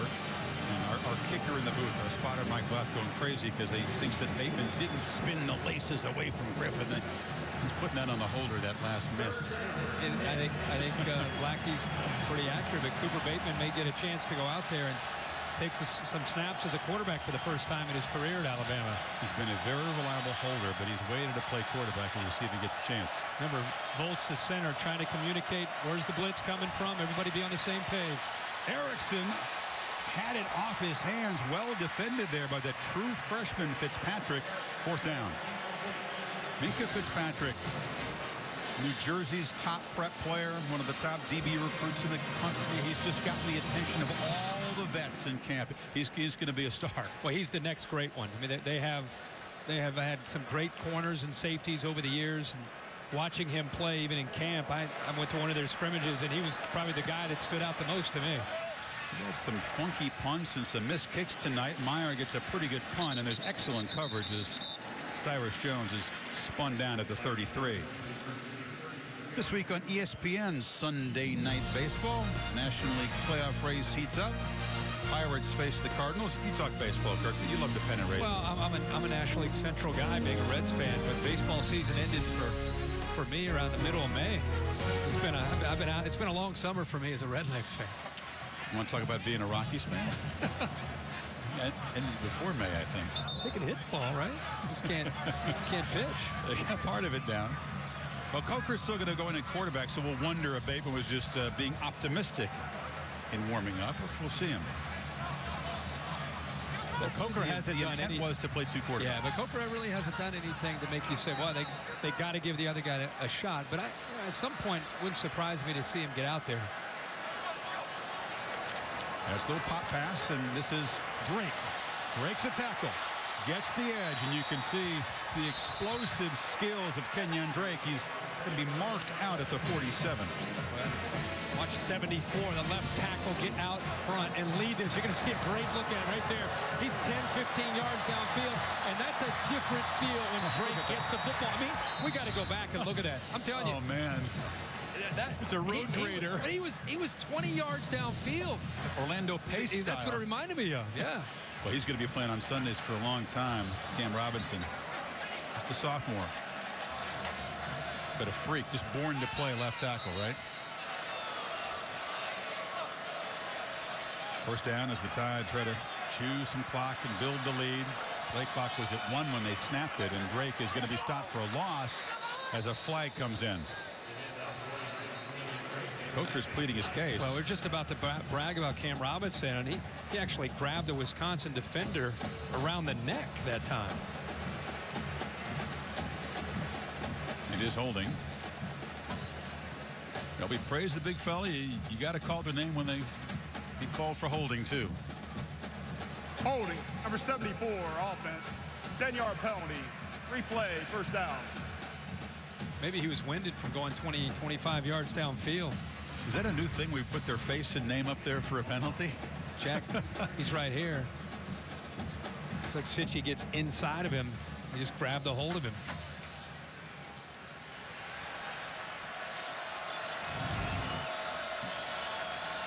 First and 20. It's Drake in the pistol. Coker over the middle. Howard, the tight end, running free and diving for a first down at the Badger 40. This is why he's such a dangerous weapon in the Bama offense now. And without Michael Caputo, again, not just run support, but in here in the middle of the defense. Just a quick throw behind the linebacker in front of the safety. And Howard picks up the first. Now the Tide showing some tempo. Coker again throws it short. Stewart, another first down quickly. They recover from the holding penalty and move it to the 25. And right now, Wisconsin getting exposed in coverage with those two linebackers, Edwards and Jacobs. Caputo not in there to help with communication. They found a weakness. There's Caputo, who's out probably with a concussion. He had a big hit early in this game. An all-conference safety that's been out the entire football game, and the other safeties have had to try to pick up the slack. But right now, they're going after the safeties and backers. Drake makes a cut. Gets the edge and dives down near the 12, and the Tide can smell blood. Another first down. Completely different style of running back when Kenyon Drake gets his hands on the ball. You got to deal with the power running downhill, and then kind of a scat back. Watch the vision, the jump cut. Look how loose he is and able to get around defenders with that great vision. Coker flips it into traffic, and the play nicely broken up by Edwards.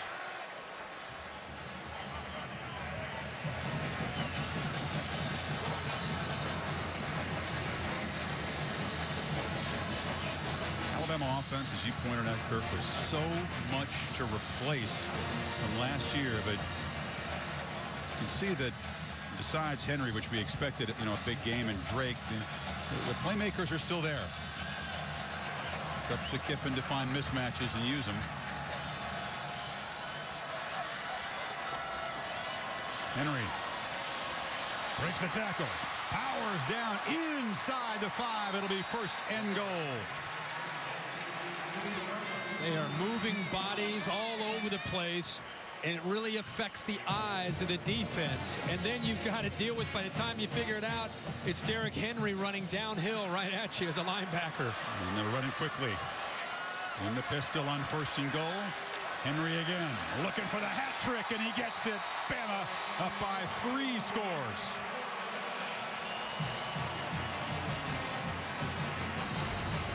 He's been doing this all night, but watch this center, Brian Kelly, pick up the nose guard, work up to the linebacker, opens up the hole for Derrick Henry. Ryan Kelly has had a great night, as he always does, for this Alabama offensive line, the anchor and the leader of that group up front.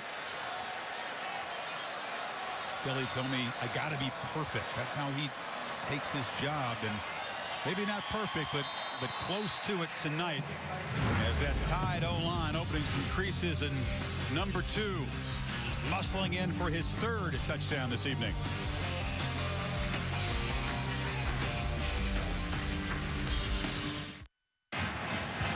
Celebrating its 11th year sponsoring the Good Hands Field Goal Nets, Allstate makes contributions to the participating universities' general scholarship funds for each field goal and extra point kicked. To date, Allstate has contributed millions in scholarships. No field goals tonight, 2 missed, but a bunch of touchdowns for the Crimson Tide, 3 of them by Derrick Henry, the junior out of Florida, the guy who rushed for, only 46-21 his senior year in high school. That's it. In the end zone, Jamerson's had no success as a returner. Finally, he's going to get loose. This is the best kickoff return for either team tonight. Now across the 30. Let's take a look at this week's AP rankings, brought to you by Goodyear. Of course, the preseason top 10. Ohio State, a unanimous number 1. That had been unheard of. And we'll see them in 2 nights in Blacksburg. Alabama came in preseason number 3, even with all the question marks on this offense. TCU escaping at Minnesota. Baylor got a battle for a while before pulling away against SMU. Kirk, your reaction on what we've seen from the top 10 in a minute here, as the Badgers now face serious urgency. 5:08 in the 3rd quarter, and Staddy's going to look downfield, loops the ball for Watt, but he was well covered, too well covered, as a flag comes in. It was Sean Dean Hamilton, the linebacker, in coverage, and Bama's claiming it was a push-off. Offensive interference. Saban out on the field to plead his case.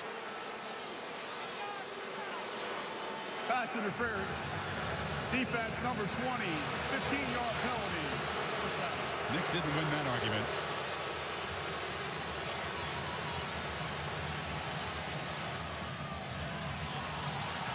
Look. He's upset. He feels that Watt was actually pushing back. That's what he's fired up about. This is a Big 12 crew, and some fans of the Big 12 believe that their officiating crews are kind of pass happy for pass interference calls. The numbers don't really bear that out. I think it's a Taiwan deal. In fact, if you looked at all the conferences, there's not a huge difference in terms of how they call pass interference, how tight it is. As far as running the football, this is pretty much what it's been like for Wisconsin, with the movement up front, just nowhere to go. This quarter alone, -3 yards coming into this drive. And for the game, Chris, 17 yards rushing.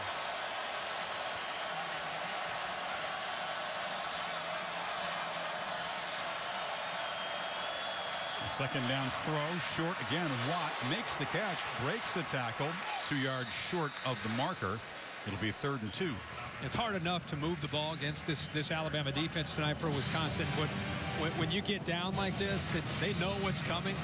You know, they're sitting over there. They're thinking about, okay, how can we get pressure on Stave? That's all they're thinking about, and Paul Chryst knows that. So it's all about not just trying to complete a pass. It's about getting the ball out of that quarterback's hands as fast as you can and execute it. The Badgers got the ball, Kirk, to begin the quarter down only 7. They've had 5 yards total offense in the 3rd quarter. You need 2 here. Ogunbowale is the back. You fake it to him, some confusion, nearly a collision. Now he collects the short pass, and Ogunbowale inside the 40 nearly knocked his quarterback. Well, the quarterback, I think, wanted to maybe get around the edge. Bumps into him, a little miscommunication. He wanted to get outside of it, but he's still able to regain his balance and get the ball out into the flat. He also had Erickson downfield. It's about the only consistent success they've had is the backs up against the linebackers in man coverage. And even then, they really haven't gotten fit for big gains. No, I mean, you're talking about a 4 or 5 yard gain. It's play action on first, and again, they flip it short. It's Watt, and another very short gain. They just close it down quickly. That's Marlon Humphrey, a corner on the fullback. Without a true vertical threat, without somebody that can get downfield, and they hope as the year progresses that maybe Tanner McElroy can become that guy. But we've not seen much of an opportunity at all tonight against this Alabama secondary, and because of that, it just makes it so much easier for Bama's defense to focus on those underneath routes. So you might catch it, but you're going to gain 2, 3, 4 yards. I'm surprised that McElroy hasn't had an impact. He's been nursing a hamstring. Maybe that's one of the reasons. But we thought we'd see him used as a weapon tonight. Stave fires across the middle. Catch made. It's a first down inside the 25-yard line as they get it to Traylor, the tight end. It's his 3rd catch. Time the linebackers cleared out with all those underneath throws. Reggie Ragland and the Alabama linebackers took all those routes, and it opened it up, and he had enough time that time to get the ball thrown behind them to the tight end Traylor. So a drive that for the Badgers almost has to result in 7 points. Remove the chains. Stave straight back again, a very short flip to Ogunbowale. They've done that so often, as you pointed out, on first down, get 4 or 5 yards with a short pass. Yeah. Bama's going to become a different defense. You see the changes that they make right now. You get inside that red zone, and you're going to start to see more and more defensive backs in the game. About a defense that was embarrassed by Ohio State. The Buckeyes ran for 281 in the Sugar Bowl. Wisconsin tonight has 17 rushing yards. Stave. Some miscommunication as Fumagalli, the tight end, hadn't turned around, and Eddie Jackson was in tight coverage. So it's 3rd down. Yeah, they brought both the 2 inside linebackers. The first time we've seen the big guy, A'Shawn Robinson, get pressure. 86. 2 linebackers coming up the middle, right through there, and then you see Robinson right here, the big guy, 86, who probably gets his most recognition of any of the defensive linemen. Stave's sitting right in there, and these receivers, again, he doesn't have a lot of time to hold on to that football. You better get your head turned around as quickly as you can. Tide have 2 sacks, but they're beginning to get consistent pressure now on Stave. Showing a blitz look on 3rd and 6. Here they come again. Gets it away. One-on-one coverage on the outside, and again can't get it to McAvoy because Cyrus Jones was all over him. Well, he wanted to actually throw that as a back shoulder fade where the receiver knows when the ball is coming. Watch the eyes of McAvoy, the receiver. He's waiting for the ball to be thrown, but instead of being thrown closer to the sideline, he throws it into the middle of the field, and it made it easy for Cyrus Jones to just knock the ball away. So a field goal attempt. Gaglianone 0 for 1 tonight. Hit the upright just before halftime. That was from 34. This from 38. And a whistle before the snap.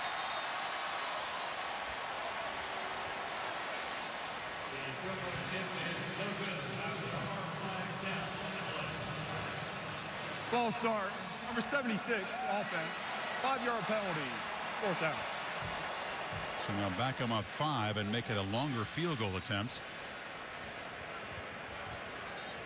You were like the call that Chris is going for a field goal just to try to cut it to 18. They would have needed 6 yards on 4th down there.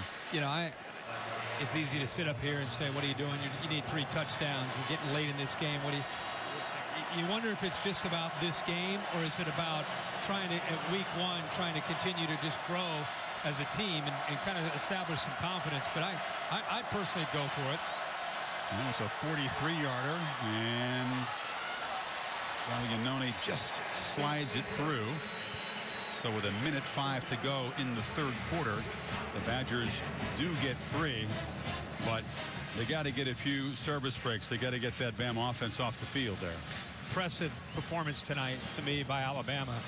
This is a team that came in and had a lot of question marks on offense, and up to this point, Jake Coker has played flawlessly, not turning the football over, making good decisions, has been patient in the passing game. You combine that with the physical running of Derrick Henry, Kenyon Drake coming in to kind of give you a little spark, something a little bit different. We wondered who would replace Amari Cooper, who would replace T.J. Yeldon, who was going to replace Blake Sims. Well, tonight against a pretty good Wisconsin defense, they've really settled in, and have Lane Kiffin's put together a great game plan. Put it in perspective, Coker, again, the only quarterback in that 5-man competition that had any experience in a game. You know, came from Florida State, transferring with a lot of expectations that he could perhaps beat out Blake Sims a year ago. It didn't happen. It's been interesting. You know, if this guy had played like this, frankly, in scrimmages and taken care of the ball and made sound decisions, he would have been named the starter probably in spring. Yeah. There wouldn't have been this quarterback debate, but with the lights on tonight, he's done some good things. He's taken a huge step in the right direction. And the thing with him is you would watch him in practice, even in Florida State, and you'd be blown away by how big an arm he had and how big he was. And this is the first time we've had a chance to see him in a game and play the way he has. Drake from 8 yards deep will take a knee. Let's take a look at tonight's All-State good hands play of the game tonight. Got to give Ryan Kelly a lot of credit. I love to see him use those hands at the nose guard and then up to the linebacker. Then that last touchdown, same thing. Work the nose, climb to the 2nd level, get that linebacker out of the way. And Derrick Henry's got to love having Ryan Kelly, the experience that he brings to the table, and knowing every single time. You said he's a perfectionist, and the guy that gets to have the rewards is not just Kelly, but of course Henry. Remember, he got hurt against Ole Miss, and they really struggled to run the ball when Kelly wasn't in there last year. Now we are going to see Cooper Bateman. He's a sophomore, Murray, Utah. And he's going to get his first look, his first college snap for the guy that was very much in competition for the starting job.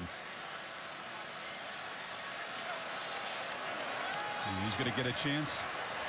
Well, he's going to pull it down, and now you can see the element that he brings in the game. He's got a little burst as a runner. And you know, this is not just mop-up duty. Up 28-10 here, still in the 3rd quarter, Chris. Coker's look great. What's the best thing Cooper Bateman could do in a quarterback battle with the lights on and on the stage? He needs to come in and also perform well to be able to stay in this race and not let Coker run away with it. Exactly. These are very important snaps. This time they give it to Drake. Bateman comes from Cottonwood High School, which is the alma mater of Gary Anderson, of course, who coached the Badgers the last couple of years and took off for Oregon State. sports program out in Utah. You're going to see a different attack with Cooper Bateman because of the mobility that Chris and I have talked a lot about tonight. They'll get him on the edge. They'll move him, roll him to the left, roll him to the right. He can pull down and take off, but he can also hit those level routes that Lane Kiffin likes so much. Final seconds of the third quarter. When they've run 2-minute drills in practice and in scrimmage, it's Bateman who's done the better job, and he seems to be 25 seconds. Seems to be the quarterback who's more comfortable running tempo, at least in the scrimmages. So that will be the end of the third quarter. A successful quarter for the Tide as they put a couple of touchdowns on the board and extend it to an 18-point lead. End of 3 in Arlington. Back for the fourth after this message and a word from your local ABC station.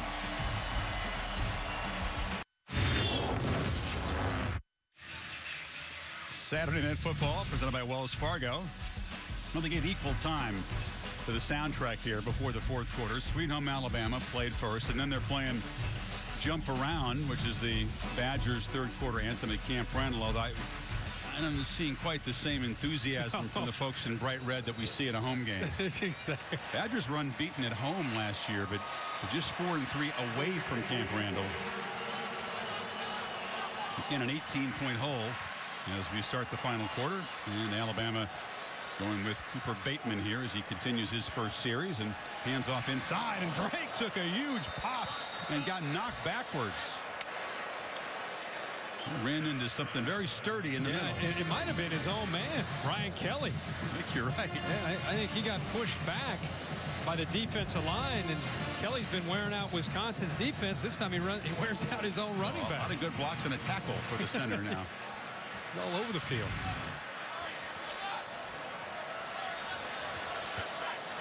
See if they give Bateman a chance to throw his first pass. Badgers show pressure up the middle in a zone read look. They flip it very short, and Howard, the tight end, with a stiff arm and a short gain. Schobert shoved him out. It'll be third down. And again, you can just feel the difference in Bateman. His footwork, way he can get off to the edge, puts a whole different kind of pressure on a defense that's been dealing with Coker for the most part in the pocket. And again, we talked a lot tonight. Coker's had a lot of success, but it's a different way of attacking for Lane Kiffin. Let's see how he does here on third down. You think he's bothered over there, Jake, that he's not still in the game after playing so well? I don't think so. If he is, he better not show it. And Bateman on third down again fires. Nice catch by Calvin Ridley, the talented freshman receiver. First down in Wisconsin territory. Between Ardarius Stewart, Robert Foster, and Calvin Ridley, these are the receivers that they feel as they gain more and more experience. These are the guys that are going to be able to take that next step and become big-time playmakers off the edge. Ridley, one of the top receiver prospects in the country. Bateman fires far side. A flag comes in as Stewart is knocked down. Another flag comes in late.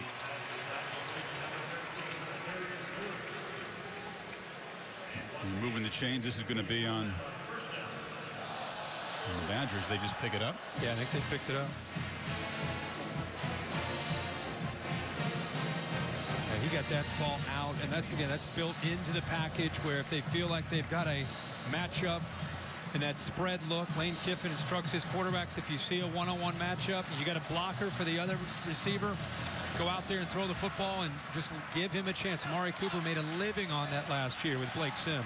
And then when the game at tailback is another true freshman, Damian Harris, a five-star recruit from Kentucky, and the Alabama team will take a timeout. There was some confusion in the huddle. So the first drive of Cooper Bateman's college career as Bama tries to add to an 18-point lead. Look at Bama's last 6 seasons.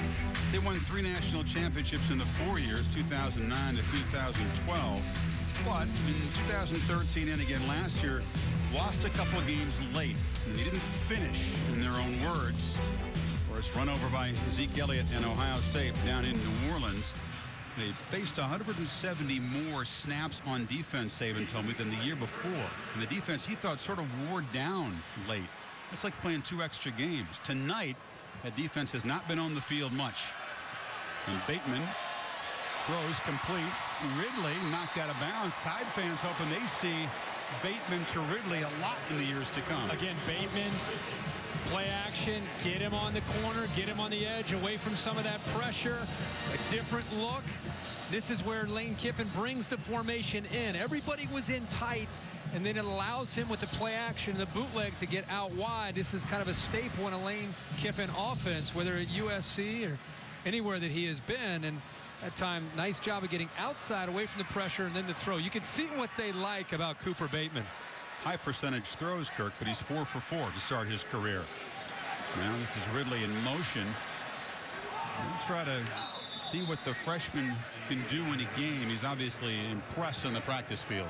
Yeah, he's had some chances. You know, speaking of freshmen, Damian Harris, who the coaches really like, 34, has had a great camp. He is now in the game as well.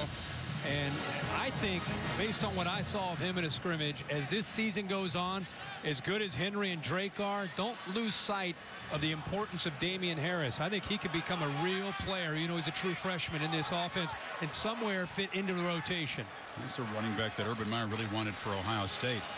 And they tackle him for a short gain. We're seeing a lot of the young guys for Alabama who are part of these highly touted recruiting classes now get some game action with the lead at 18.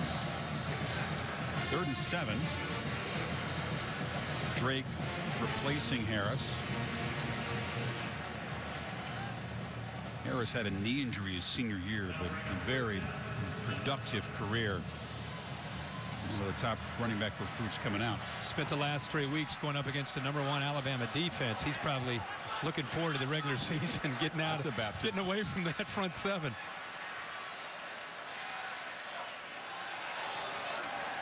Bateman looking for Drake, and incomplete. Drake hadn't turned yet. It was a wheel route, Chris, and Joe Schobert that time ran with him and completely took Drake out of the play, and Cooper Bateman locked in on him. It was either going to be throw it there or take off and run. There was just not another option for Bateman. So good coverage by Schobert. He had nowhere to go with the football. So Bateman moves the team 53 yards in 10 plays and stays in as the holder now for Adam Griffith. Missed from 44 earlier, this from 39.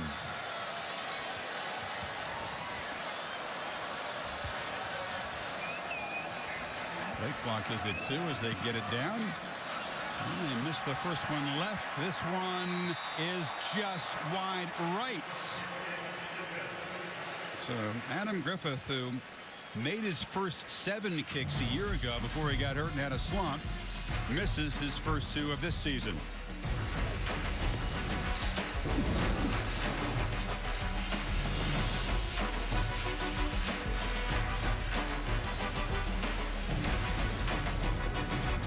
Our Dr. Pepper Championship Drive game of the week. The lead is still 28-10 for Bama. We got folks in a lot of houndstooth on one side. We saw the red and white striped overalls over on the Wisconsin side. Into the second meeting between these two schools. The first 87 years ago in Madison. There was a Badgers 15-0 shutout. Stave wanted to look downfield, now flips it over the middle. A low throw, and it bounced before it got to the receiver there. Dalvin Tomlinson, who's batted down a couple of passes, was in there pressuring. One of the things we always look at with big-time college football is people love to argue the SEC, the Pac-12, the Big Ten, and really all you have to go by is the postseason and the non-conference schedules that these teams play. And we'll have to see how everything tallies up at the end of the night. But this is a Big Ten SEC matchup, and we saw some of that in the postseason last year where Wisconsin played well against Auburn and Ohio State played well against Alabama. But tonight, Alabama sending a pretty good message to a team that many people think will get to Indy. Stave hit and hammered. Pressure from the freshman quarter, Minkah Fitzpatrick, and then the big fellas cleaned it up. Yeah, they do a good job of bringing the pressure off from the right. I'm telling you, this guy is going to be a superstar, the next great corner. They've got him playing nickel now because of this. He's physical for a true freshman. 6'1", about 195 pounds, out of New Jersey. Went down to Tuscaloosa. They say he's a student of the game. He's not just physically gifted. He wants to learn everything that Mel Tucker, who's now coaching the secondary, has to offer. Mel Tucker, the Bears defensive coordinator the last couple of years, spent a long time in the NFL. 3rd and 21. And the Tide rush forward, but still getting Stavi's face, and he fires high. They are teeing off on the quarterback now. Reggie Ragland came in, and 252-pounder hammered the quarterback. There's a flag. It's back in the... Personal foul. Chop block when it's number 61 and number 23 offense. The penalty is declined. It's 4th down. Yeah, you're Joel Stave. You're looking out. They're rushing 4. You got a chop block, right, Chris? And there's nobody getting separation. And there's nobody open. You're looking at crimson jerseys, and then he gets drilled by Reggie Ragland, despite the chop block. Ragland preseason All-American, looks like it tonight. A lot like Dante Hightower used to be, a linebacker. Then they get you to 3rd down, puts his hand down as a rush guy, as a defensive end. Should have a huge year for him. Myers punt. He's taken in plus territory. And Cyrus Jones trying to create some space and get wide. Couldn't quite break the tackle there on the edge, but sets Alabama up at the 42. Now a very late flag flying in. It was after the play was dead, and back judge threw it. It was really late.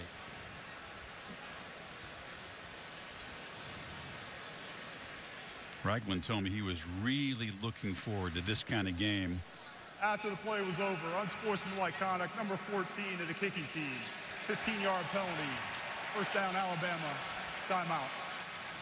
Because it's a physical test that Wisconsin provides. He prefers this to those spread offenses, and he's shown why tonight.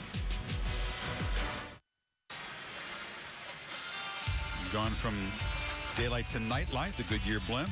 Everything that Goodyear has learned making tires that go the distance inspires what they roll into yours. Goodyear, more driven. The official aerial provider of Saturday Night Football. Begin to reflect on some big picture stuff, just what the opening Saturday and opening weekend so far of the season has meant.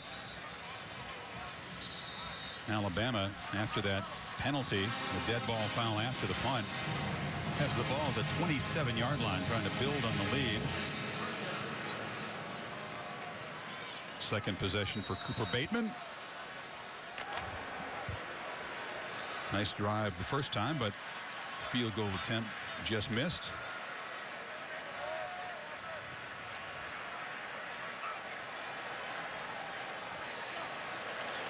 You fake it to Harris.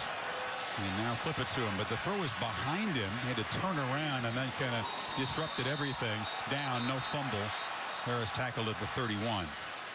Jack Sitchie got him. And this is an area where Cooper Bateman will eventually be able to grow. He's got a receiver coming right over the middle of the coverage, and he gets back and he's looking left and he comes off of him too early. You can see right here, you make that throw right there, you've got a big gain. He just came off of him a little bit too quickly, and now you've got a couple white jerseys out there. That's just a misread, and again, being young, he'll go back and look at the film and learn from it. Harris. The flag comes in as he's knocked down at the 30. You know, honestly, I think that's an example of why Coker probably got the edge. Bateman is making good plays so far, but little things like that where Coker, just from being around, having experience probably throughout camp. 75 offense, 10-yard penalty. It's 2nd down. So when it's that small of a difference between Coker and Bateman, you need to get him out in a game to see how they're going to perform. And boy, Coker has really, really stepped up tonight and shown the coaches what he can do. Late local news coming up next, except on the West Coast.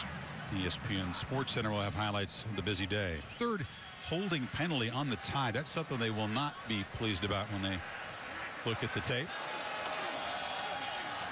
Bateman on 2nd and very long, takes off and scampers out at the 40. No turnovers tonight for either team, but it's gotten a little sloppy here after halftime.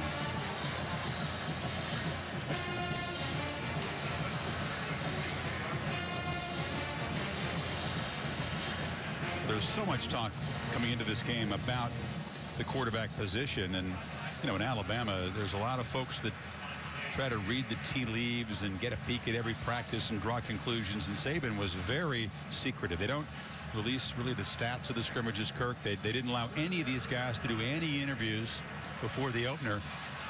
There'll still be more conversation, but you got to believe that Coker has certainly established himself. Yeah.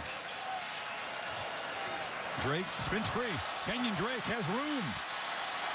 It's a block on the edge and tight ropes for a touchdown.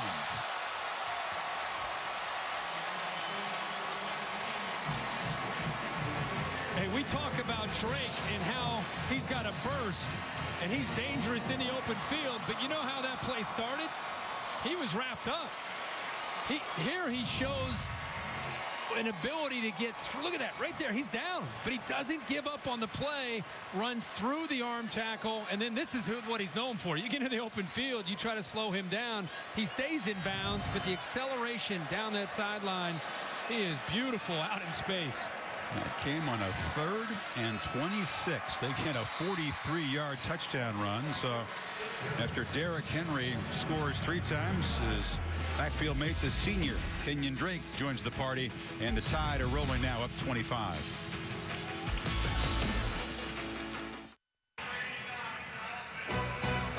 Now we've seen one preseason playoff contender in Alabama. Ohio State, the unanimous #1 in the preseason polls, visiting Virginia Tech with Joey Bosa and 3 playmakers suspended, and Noah Brown, the receiver, who was injured in practice. So it'll be interesting to see how Urban Meyer uses the quarterbacks. There was a scare with Cardell Jones going to the hospital because of a severe headache overnight, released to say he's okay. But there's some interesting issues going into that game Monday night. Hope you'll join us.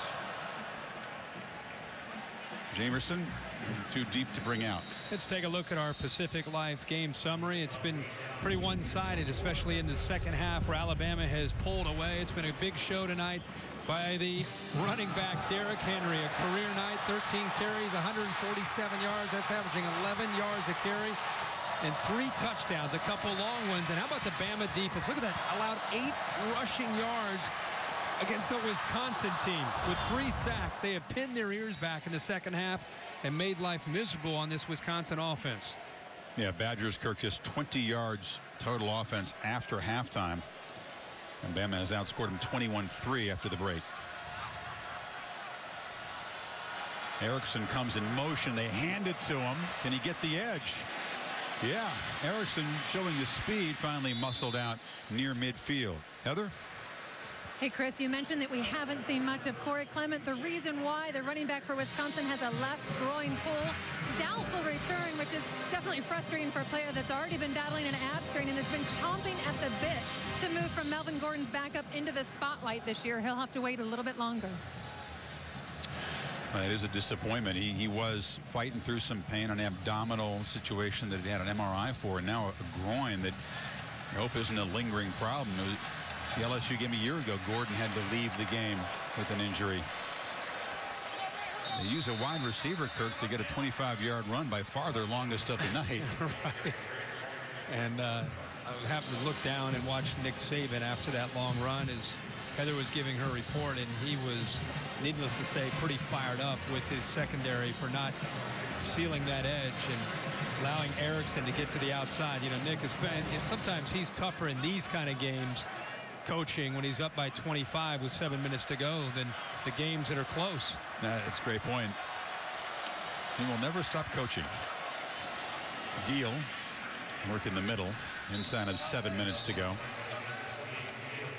And what is Paul Chryst, you think, trying to accomplish here? The lead obviously out of hand, but what is he trying to build as the Badgers go into a Big Ten schedule, which is frankly very soft?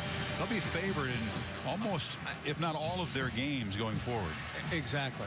I mean, go down their schedule, and we will here shortly, and try to find a game where you'd expect them to be an underdog. There might be one, maybe. We'll have to take a close look at it, but that kind of gives you an idea of what they have left to do. As I said, it's a team that many people think will get to Indianapolis and play in a Big Ten championship game. They need 3 on 3rd down, and Stave flips it short. Catch made, and Ogunbowale getting free for a 1st down. To answer your question about if you're Paul Chryst and you're a first-year head coach and you've been here as an offensive coordinator, but this is your first year back in Madison and you're the head coach and you're down 35-10. It's the first game of the year, and as bad as this feels, you want to see who's a foxhole guy. You really are. You're going to learn a lot about who's going to quit, who's going to fight, how does a team respond, because the eye in the sky, the film, when you break it down, it's going to tell you everything. Stave Rowan fires short. Erickson makes, Deal makes the catch, and he's muscled out. Cassidy? Thanks, Chris. Arkansas State taking on number 8 USC, and Cody Kessler picking up where he left off last season. A 61-yard TD pass to Juju Smith-Schuster. USC up 7-0. Chris, back to you. Pac-12 could use some good news. Arizona State beaten tonight by A&M, one of the few Pac-12 SEC collisions you get to see.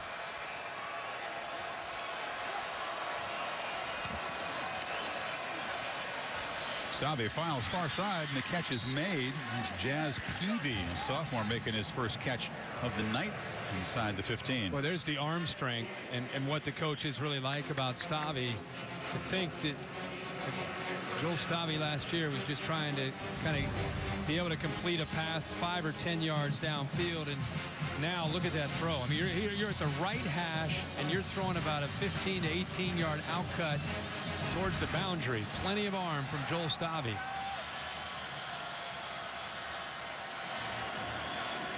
Stave for the end zone. Heavy traffic as Wheelwright was covered in a flag now, and was Minkah Fitzpatrick with him, and it'll be interference. Again, it's about not getting his head turned around and having a chance to play the ball. If you don't play the ball, it's going to be pass interference. Pass interference, number 29, defense. The ball will be placed at spot of foul. Automatic 1st down.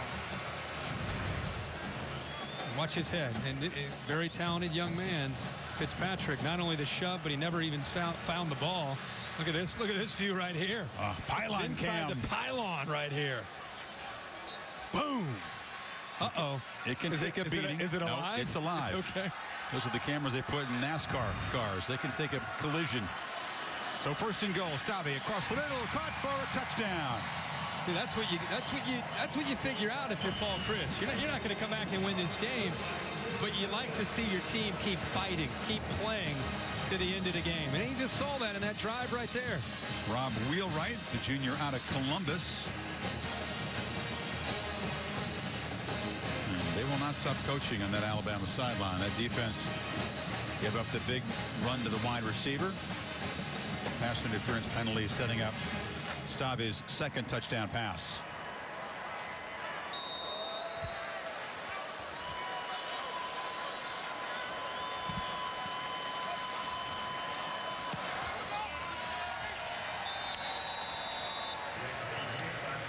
So, Kirk, we have to avoid the temptation to conclude too much from an opening day, but as you said, there's so few chances sometimes for top programs in the power conferences to square off. So we'll take a look at the Saturday headlines, and Pat Fitzgerald was pumped up. His defense just smothered David Shaw's offense, and they win by 10.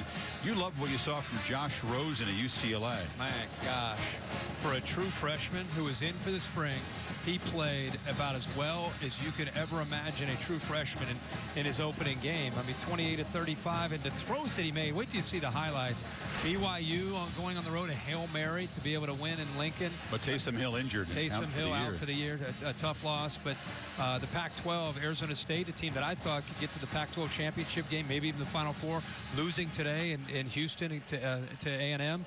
And how about Stanford, we just touched on? Those are two teams that a lot of people felt could be very competitive. Of just a bad day for the Pac-12 and the Big Ten also, not just Wisconsin, but Penn State losing to Temple. Some tough games for some of the high-profile conferences out there.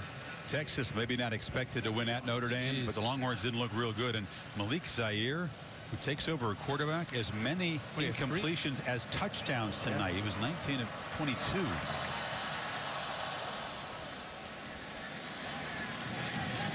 Chris Black will bring it out for now. Just take a knee for the Tide and gets bumped into at the 7-yard line. After the Buckeyes and the Hokies on Monday night on ESPN is the premiere of Scott Van Pelt's nightly SportsCenter show at midnight or thereabouts, beginning Labor Day night over on ESPN. Getting back to Wisconsin, they'll have 3 home games: Miami, Ohio, Troy, Hawaii, expected to be 3-1 going into the conference schedule. Iowa is the Big Ten opener. They come to Camp Randall, but the other games on Wisconsin's home schedule: Purdue, Rutgers, Northwestern. They visit Nebraska, which is going to be huge in the West. But they don't play anybody from the East. Miami of Ohio favored. Troy, Hawaii, Iowa at home, at Nebraska. So far favored every game. Purdue at Illinois, Rutgers at Maryland, Northwestern at home. Maybe at Minnesota, rivalry game. They're going to be favored in every game they play after tonight. Bateman still in the game, and Harris shows some muscle, some hard yards.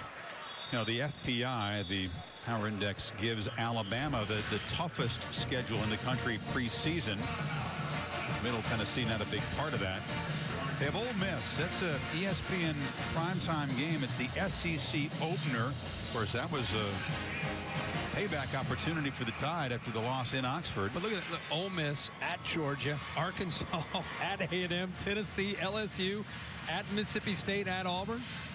That's, if you survive that. Saban will point out that the fans certainly do that a few Tide opponents have buys the week before they play Alabama, and you get into that gauntlet and face these physical teams. The buys, where they fall, become an important component of the schedule. That's a good point. And not to mention the bonus round, if they get through all that, they get to go to Atlanta and play in an SEC championship game. Not so fast, my friend. It's been very difficult to repeat as champion in the SEC West in 20 years since if they never. No, I understand. I'm not saying you predict it, but it's just such a tough thing to do, to even win the division back-to-back years and repeat as SEC champions.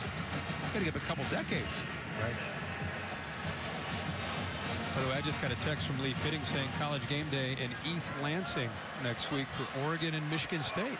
You and I will be there as well. I'll be there in spirit. I'll be there in spirit. There's a tennis thing in New York that I'm going to be saying. Oh, yeah. Yeah, my bad, man. But I'll be watching. We'll see if Serena can get to the U.S. Open Women's Final. That'll be in the afternoon. But I will be watching in the morning and at night. You'll be dialed in. I understand. Serena's in the afternoon? Well, she's not there yet. Well, she's there. She's Alabama. That's an afternoon final. The U.S. Open Women's Final. Whoever's in it is in the afternoon. I'll say she's in. That'll be fun, obviously. Who's she going to play? Azarenka still in it. There's been some on the other upsets. side. Yeah. Then who's going to be in the men's final? When's that? I'm not the prediction guy in tennis any more than I am in football. Federer, right? You know, you're going to have Murray and Federer on one side of the draw. Djokovic, obviously, the top seed on the other side. I'm fired up this week for tennis. I like those night matches from the U.S. Open.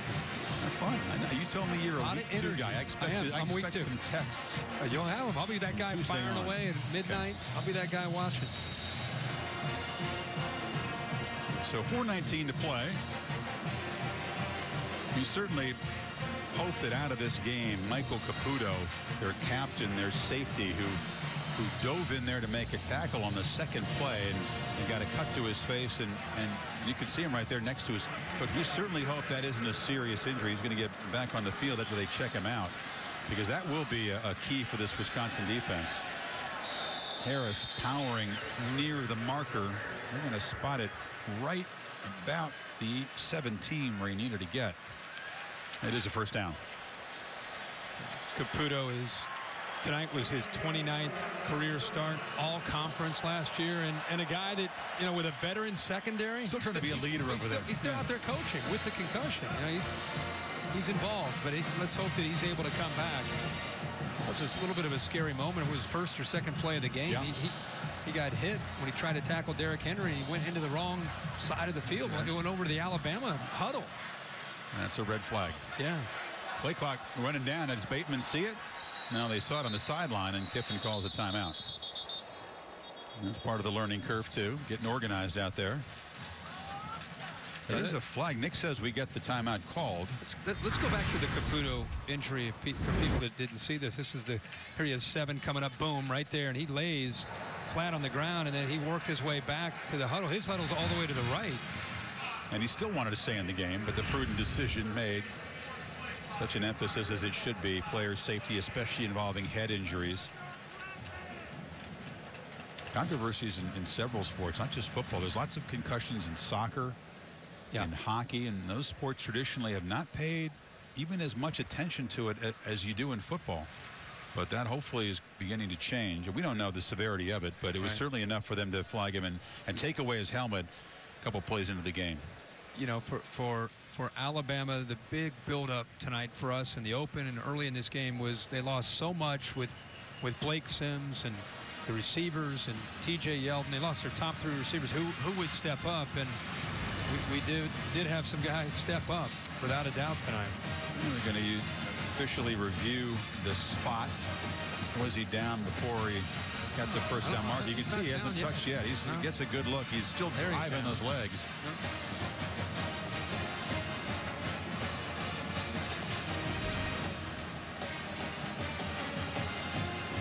Jim Blackwood is the replay official. I was just talking about who would step up, and Lane Kiffin has got to be very, very happy with the night from his offense. Jake Coker, great night throwing the football around, making good decisions, avoiding turnovers. Derrick Henry, a couple big runs, ended up with 3 touchdowns. And I think the area where they're going to you're going to see the most growth if they're going to have a special year is going to have to be out at wide receiver with Robert Foster, the freshman Calvin Ridley, and also the sophomore Darius Stewart. Ruling on the field is confirmed. First down. The game clock will start on my signal. The spot was correct. An Alabama team that didn't have a lot of takeaways last year, not nearly enough, only 20 of them. Doesn't have one tonight, but they don't have a turnover either. Right. Surprising, really, in an opening game that we've so far had a turnover-free game.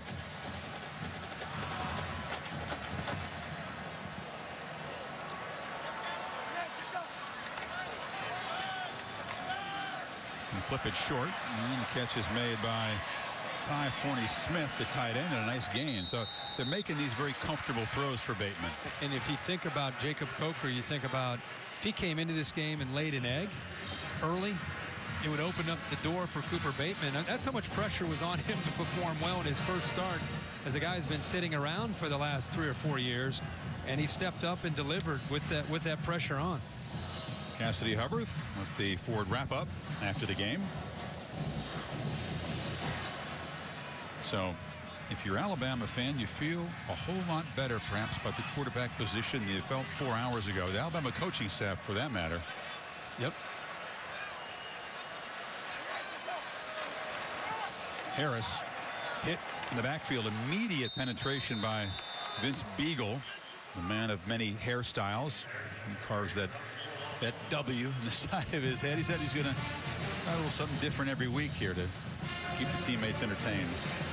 He's the part of the personality of their defense.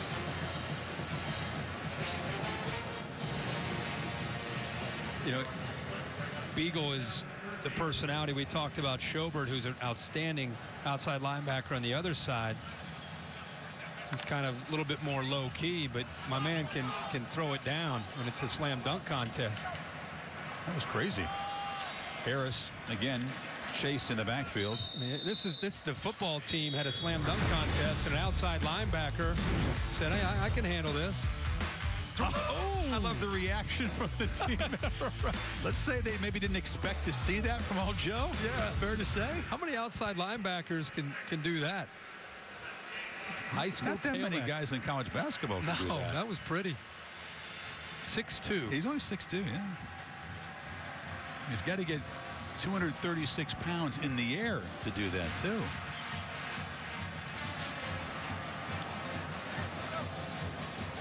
Now, we talked about game they were in college game day location in the big game that Oregon, Michigan State, top 10 battle on ABC in East Lansing. Notre Dame with some momentum off this performance goes on the road against Virginia. What do you make of the Oklahoma-Tennessee game? You actually like both those teams. You think there's not enough attention being paid to either one, maybe? And it didn't surprise me, to see Tennessee early have some struggles with Bowling Green. Oklahoma, we'll see. That game is, I think, pivotal for both teams, even though it's a non-conference game. Bama fans are going to be watching that LSU-Mississippi State game. Yeah, that's a big conference game there. The Oregon-Michigan State game's great. Both teams up in the hovering around the top 5. We enjoyed that game a year ago, watching that one when Marcus Mariota led the Ducks back. Michigan State was playing well last year out at Eugene early. Harris again picks his way for a short gain. The Wisconsin defense still scrapping and fighting, and the starters are still out there. Well, you have to. Remember when we talked about it, you're evaluating constantly. Week 1. I mean, I don't care how good your week 1 is or how bad your week 1 is. It's week 1. And you've got to be able to get ready for week 2 and beyond. And you learn a lot about how your team handles adversity. That's really what makes a team become special, is when they get punched in the mouth and they come through it.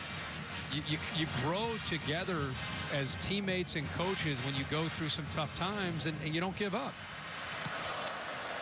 We don't have preseason football in college football. Scott with the punt, and Erickson fighting hard to get to the corner. Mentioned at the top that AT&T Stadium will be the site of the Goodyear Cotton Bowl, which is one of the semifinal games. The other one is the Orange Bowl. We don't know the times yet. That'll depend on the matchups, but the focus here in Arlington and in Miami on New Year's Eve, and then Glendale, Arizona for the national championship game on January 11th. Not only do we not know the times, we don't know which one, right? We don't know which one's first. No, that's what I mean. Yeah, which one's first and second. Could be so used to the Orange Bowl over those years growing up, watching that one late at night.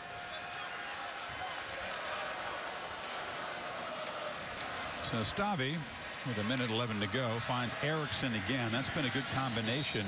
They used the backs exclusively early and then got Erickson involved. And see, here's an example of maybe somebody sitting at home and saying the game's over. What are they doing? We're down 35-17.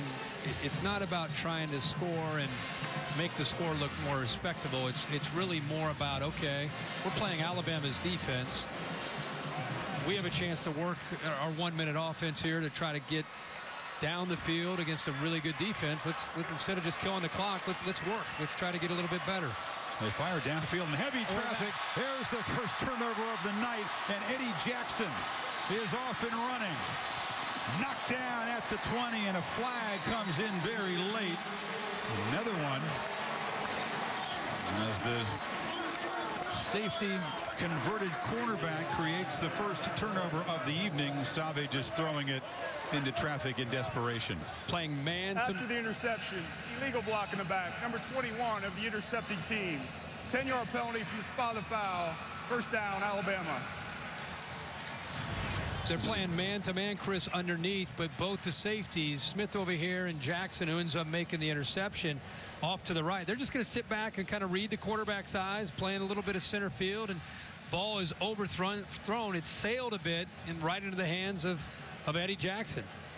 The team that was 70th in the FBS, 11th in the conference with only 11 interceptions, gets their first of the season.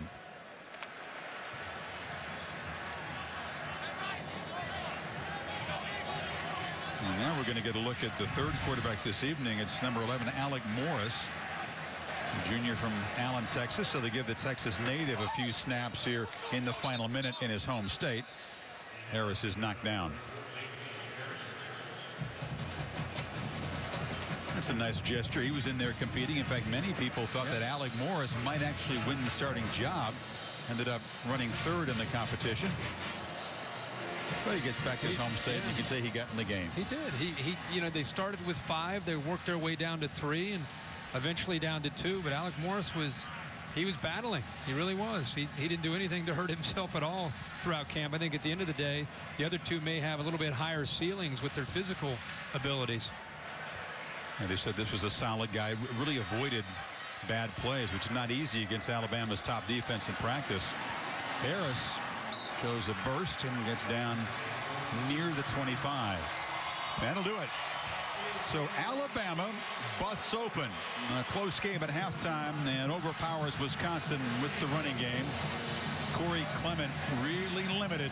Only had 16 yards rushing and left the game with an injury, which we hope isn't serious. That would be a big concern. And Alabama answers some questions at quarterback and gets a big game from Derrick Henry.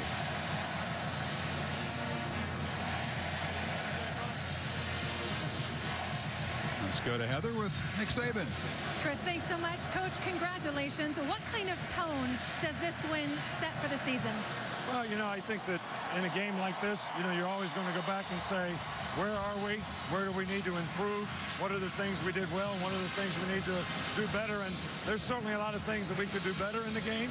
It was a great win for us. Wisconsin's got a good team. You know, I'm really happy with the way our guys competed, and I thought we came out and played really well in the second half. And, Coach, a big question mark throughout fall camp was your quarterback situation. You said you needed to see game evidence. So what's your takeaway now?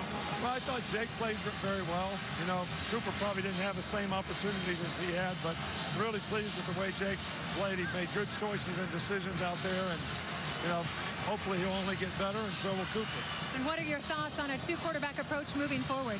I don't have any right now. I'm just happy to win the game. And your defense certainly stepped up, especially in the second half. How did you basically render Wisconsin's running game useless? Well, you know, our guys did a good job up front controlling the line of scrimmage. You know, we made some halftime adjustments on the back coming out. Kind of took that away and batted some balls down and put some pressure on the quarterback. So I was pleased with the way we played until we put the second team in. And I didn't think they competed very well, not at least to our standard.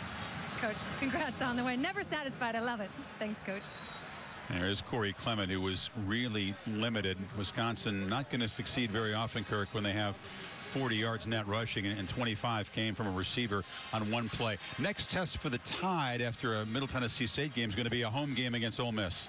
And after last year, what a setting that'll be in Tuscaloosa with the Ole Miss, and off to a really good start today. But, you know, Nick Saban just kind of summed it up. He's got to be pleased. He'll go back and look at the film. There are going to be a lot of areas he's very, very pleased, especially with the way the offense was able to step up. But the defense, shutting down a Wisconsin team, I think as the year goes on, you'll see this Wisconsin team put some things together. But that was a great, great start for Alabama in a neutral site football game. Play to your strength, your defensive front, your offensive line, physical and fast running backs, and a quarterback that didn't make mistakes. Alabama begins what they hope will be a playoff campaign with a nice statement. 35-17 is the final. 8 o'clock on ABC. Kirk and Reese Davis will be in East Lansing as Oregon battles Michigan State in prime time. Interesting Big Ten Pac-12 clash. Time now for the Ford Wrap-Up Show. And back to Cassidy Hubbard.